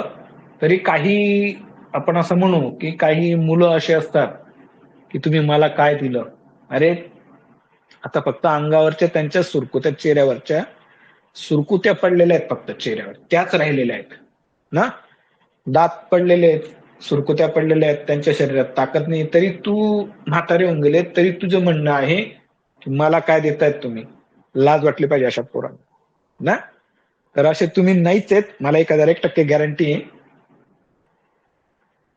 आपण आई वडिलांमध्ये असणं हे ना खूप मोठा आशीर्वाद आहे. हा ठीक आहे, असं जाऊ द्या, आपल्या विषयाकडे येऊ कारण टाइम होत चालला आपला. तर बीटा 3 काय होता, हे शेंडफळ होतं, देवाला चुकवून आलेलं होतं. आई बापांनी बिचारांनी त्यांचं हे होतं नव्हतं सगळं देऊन टाकलं मोठ्या मुलींना मुलांना. मग तरी याचं म्हणणं आहे की मला द्याच म्हणे, आता मला द्याच. मग आई वडील म्हणे बाबा अभी हमारे सिर्फ चरबी बाकी आहे, हा हमारे अभी सिर्फ चरबी बाकी हो, ले ले तू. म्हणजे लक्षात ठेवण्यासाठी सांगतोय असं. तर आपल्याला या ठिकाणी ऍडिपोज टिश्यू जे काय असणार आहे, या ऍडिपोज टिश्यूवर आपल्याला हे बीटा 3 रिसेप्टर्स पाहायला मिळतात. आणि काय सांगितलं होतं आई वडिलांनी लेकराला, लहान याला 3 नंबरच्या कार्टूनला, याला पण तेच सांगितलं की बाबा रिलॅक्स राह, हा त्रास नको देऊ, रिलॅक्स राह. हा अरे आपले हे बीटा 2 अँटागोनिस्ट राहून गेले आपल्याकडनं. चला आपण आता काय करू, 3 नंबरच्या कार्टाचं चालू आहे ते करून घेऊ आणि मग दोघांचं तुम्हाला अॅगोनिस्ट अँटागोनिस्ट सांगू. मग ऍडिपोज टिश्यूवर बीटा 3 रिसेप्टर्स पाहायला मिळतात. याला काय सांगितलं, रिलॅक्स राह. आणि दुसरं काय सांगितलं याला, म्हणजे सुसू कर बाबा, म्हणजे युरिनरी ब्लॅडर लक्षात ठेवायचं आपल्याला. सुसू कर म्हणजे युरिनरी ब्लॅडर लक्षात ठेवायचा आहे. तर मग ज्यावेळेस युरिनरी ब्लॅडरवरचे बीटा 3 रिसेप्टर स्टिम्युलेट होतील त्यावेळेस युरिनरी ब्लॅडर, त्याला काय सांगितलं, जन्म झाल्यापासून रिलॅक्सेशन होताना पाहायला मिळणार. जसं तुम्हाला थोड्या वेळापूर्वी इथं कुठं डायग्राम काढली होती ती, एकच मिनिट, साक्षीदार आहे आपला व्हाईट बोर्ड. तर बीटा 2 आणि बीटा 3 दोन्ही रिसेप्टर्स युरिनरी ब्लॅडरवर आपल्याला पाहायला मिळतात आणि ते दोन्ही रिसेप्टर्स मिळून या ठिकाणी युरिनरी ब्लॅडरचं रिलॅक्सेशन करतील. ऍडिपोज टिश्यूवरचं पण काम खूप महत्वाचं आहे. आता गमतीचा भाग आहे, शेंडफळ बिंडफळ कॅलेंडर छोटं बिटं जे काय म्हटलं ते गमतीचा भाग आहे. पण मित्रांनो इथं सुद्धा खूप प्रचंड भयंकर महत्वाची गोष्ट घडते. काय घडते, ऍडिपोज टिश्यूवरचे ज्यावेळेस बीटा 3 रिसेप्टर स्टिम्युलेट होतात, तर ऍडिपोज टिश्यू म्हणजे काय हो, फॅट असतं, लिपिड असतं, सगळं फॅट तनातन भरलेलं ना सगळ्यांकडे. माझ्या तर बीटा 3 रिसेप्टर ज्यावेळेस ऍडिपोज टिश्यूवरचे बीटा 3 रिसेप्टर स्टिम्युलेट होतील त्यावेळेस आपल्याला लिपिड म्हणजे लिपिडला लायपो म्हटलं जातं, तर लायपोलायसिस होणार आहे, लिपिडचं ब्रेकडाऊन होणार आहे आणि आपल्याला शरीराला एनर्जी मिळणार आहे, थर्मोजेनेसिस होणार आहे. काय होणार आहे, थर्मोजेनेसिस ना, जेनेसिस. तर एकंदरीतरित्या अशा ह्या वेगवेगळ्या बीटा रिसेप्टरचं, वेगवेगळ्या अल्फा रिसेप्टरचं स्टिम्युलेशन होऊन तुमच्या माझ्या शरीरात काही ना काही गोष्टी घडताना पाहायला मिळणार. हे लेक्चर परत एकदा ऐकायचं, थांबायचं नाही, हे परत एकदा ऐकायचं. बाजूला केडी त्रिपाठी ठेवायचं, एक एक गोष्ट काय म्हणतायत, कुठं आहेत, कुठला रिसेप्टर कुठं आहे हे समजून घ्यायचं आणि त्या पद्धतीने रिव्हिजन करायची, चार्ट तयार करायचे. किंवा केडी त्रिपाठीतला चार्ट तुम्ही लर्न केला तरी चालेल, पण मात्र तो समजून घ्या आणि मग त्याला म्हणजे लर्न करायची गरज नाही राहणार. ठीक आहे. आता विषय असा आहे की बीटा 2 रिसेप्टरचे सिलेक्टिव्ह अॅकोनिस्ट आणि बीटा 3 रिसेप्टरचा सिलेक्टिव्ह अॅकोनिस्ट यांच्याबद्दल आपल्याला माहिती घ्यायची. तर यांचा जो काही बीटा 2 चा सिलेक्टिव्ह अॅकोनिस्ट असणार आहे, सिलेक्टिव्ह बीटा 2 अॅकोनिस्ट काय बोलाल ते, तो जो काय असणार आहे तो असणार आहे सालब्युटामॉल. सालब्युटामॉल, टर्ब्युटालिन. ठीक आहे. आणि सिलेक्टिव्ह बीटा 2 अँटागोनिस्ट जो असणार आहे, तो असणार आहे अल्फा मिथिल प्रोप्रॅनोलॉल. अल्फा मिथिल प्रोप्रॅनोलॉल याचा काही वापर केला जात नाही, पण मात्र एमसीक्यू येतात, त्यामुळे ते लक्षात ठेवा. बीटा 3 रिसेप्टरचा सिलेक्टिव्ह अॅगोनिस्ट जो असणार आहे, सिलेक्टिव्ह अॅगोनिस्ट जो असणार आहे, selective beta 2 beta 3 agonist, selective beta 3 agonist जो असणार आहे त्याचं नाव आहे मिराबॅग्रॉन. हा एमसीक्यू येतो, हा मिराबॅग्रॉन. तर हा काय करणार आहे मिराबॅग्रॉन, तर युरिनरी ब्लॅडरचं स्मूथ मसलचं रिलॅक्सेशन करणार आहे, आणि जे पण काही कॅपॅसिटी असणार आहे युरिनरी ब्लॅडरची तो आपल्याला वाढवताना पाहायला मिळतो. बीटा 3चा जो काही सिलेक्टिव्ह अँटागोनिस्ट असणार आहे त्याचं नाव काहीतरी असं कोड वर्ड मध्ये ICBC काहीतरी 1 2 3 4 काहीतरी असा नंबर आहे, तो तुम्ही पाहून घ्या. तो काही माझे नंबर कधी पाठ होत नाहीत, सॉरी त्याकरता. तर एकंदरीत हे असे अल्फा 1 अल्फा 2 बीटा 1 बीटा 2 आणि बीटा 3 हे 5 रिसेप्टर्स असणार आहेत. त्यांचे सिलेक्टिव्ह अॅगोनिस्ट, सिलेक्टिव्ह अँटागोनिस्ट आणि त्यांचे लोकेशन जे आहेत हे चांगल्यापैकी लक्षात ठेवा, जेणेकरून उद्या जे काही आपण शिकणार आहोत त्या संदर्भात तुम्हाला खूप मदत होताना पाहायला मिळेल. ठीक आहे, कुणाला काही शंका?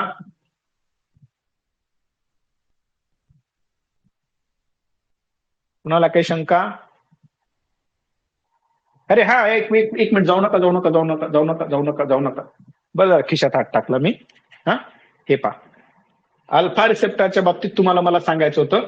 मी तुम्हाला काय सांगितलं होतं सगळ्यात पहिले? एकच मिनिट हा फक्त. अरे कुठे गेलं? एक मिनिट हा, एक मिनिट. हा, मुलींच्या बाबतीत काय सांगितलं होतं की ह्या ज्या काही मुली आहेत यांना आई किंवा वडील नका म्हणा, आई म्हणू आपण, बिचारे. हा, तर आई काय असते, आई त्या मुलींना म्हणजे येऊन जाऊन रागवत असते, किंवा अर्थात ते काळजीपोटी रागवणार आहे, असं नका म्हणा की आई रागवते किंवा वडील रागवतात म्हणजे त्यांना काहीतरी बॉसिंग करायचं. नाही नाही नाही, काहीतरी काळजी असते मित्रांनो ना. रागात पण संतापात पण प्रेम असतं, हे आपल्याला या ठिकाणी लक्षात ठेवायचं. असो, तर ज्यावेळेस या ठिकाणी अल्फा रिसेप्टर्स किंवा या मुली यांना रागवलं जाणार आहे त्यावेळेस या कशा करून जातात, सिकडून जातात. असं सांगितलं तुम्हाला, कन्स्ट्रिक्ट होऊन जाणार, सिकडून जाणार. तर हे आपल्याला कसं लक्षात ठेवायचं, कारण मला काय होऊन जायचं मित्रांनो, मला ना कन्फ्युजन व्हायचं. कारण काय पाहिलं आपण की अल्फा ज्यावेळेस स्मूथ मसलवरचे किंवा आपण ब्लड वेसलवरचे अल्फा रिसेप्टर स्टिम्युलेट होतील तर वासो कन्स्ट्रिक्शन होऊन जातं. आणि बीटा 2 मिडिएटेड ऍक्शन्स काय पाहायला मिळतात आपल्याला? एक मिनिट. बीटा 2 रिसेप्टर ब्लड वेसलवरचे बीटा 2 रिसेप्टर स्टिम्युलेट होतील तर वासो डायलेटेशन होतं का, तर ब्लड वेसलवरच्या स्मूथ मसलचं रिलॅक्सेशन होतं. मग हे लक्षात ठेवण्यासाठी इथं मी हा तुम्हाला छोटासा एक अल्फा रिसेप्टर आणून ठेवलेला आहे. ठीक आहे, मग या काय आहेत, मुली आहेत. हा, आणि हे गोल गोल गोल गोल काय आहे, असं समजा ही ब्लड वेसल असणार आहे, ल्युमेन आहे तो ल्युमेन. ज्यावेळेस अल्फा रिसेप्टर स्टिम्युलेट होतील त्यावेळेस पहा काय घटना घडते, मुली सिकडून राहिल्यात, ब्लड वेसल कन्स्ट्रिक्ट होताना पाहायला मिळते. तर ही गोष्ट आपल्याला या ठिकाणी कायम लक्षात ठेवायची सोपी गोष्ट आहे.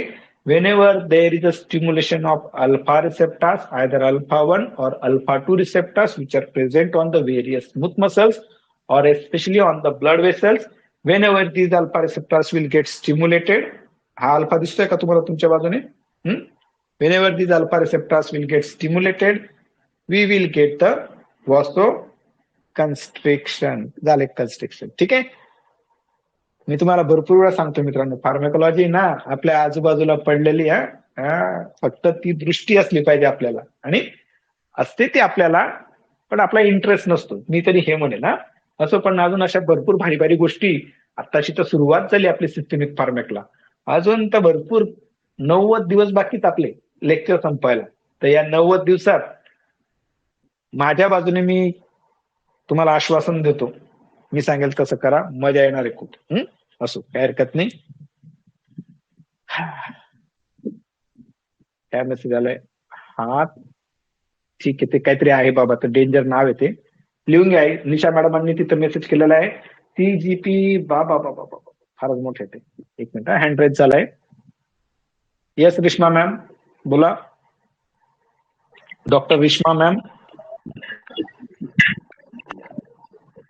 चुकून हँड रेज झालाय. चुकून एंटर झालं. ठीक आहे. कुणाला काही शंका आहेत का? ज्यांचे ऑटो रिसेप्टरचा प्रश्न चुकला त्यांनी 5 वेळा लिहायचं कोलिनर्जिक नर बदलली तर तिचा ऑटो रिसेप्टर बदलतो, हे असं 5 वेळा लिहायचं असणार आहे. ठीक आहे. कुणाला काही शंका नाहीत का? आजकाल काहीच शंका नसतात यार तुम्हाला. मला चुकल्यासारखं वाटतं मग ते की मग मी काहीतरी कमी दिलं बाबा किंवा विषयाबरोबर अन्याय केला असं वाटायला लागतं मला. काहीच शंका नाहीत. हा, चला काय हरकत नाही. मग मी सेशन थांबवतो. मजा येणार आहे. अभ्यास केला तर मजा येणार आहे. नाही अभ्यास केला तर मग बापरे विचारू नका तुम्ही. शेवटी माझे वाक्य लक्षात ठेवा, परीक्षा 2 महिन्यावर राहील ना, त्यावेळेची जे अभ्यास करत नाही ना त्यांची हालत पाहिजे. फक्त मात्र ते अभ्यास वृत्तीचे असले पाहिजेत ना. नाही तर मग काय, ती एक म्हण आहे आपल्याकडे, डॅश डॅश सदा सुखी. तसं नका होऊ द्या. तुम्ही तसे नाहीच आहेत मुळात. चांगले लोक आहात तुम्ही. चलो bye bye, good night. Session end करतोय मी हे.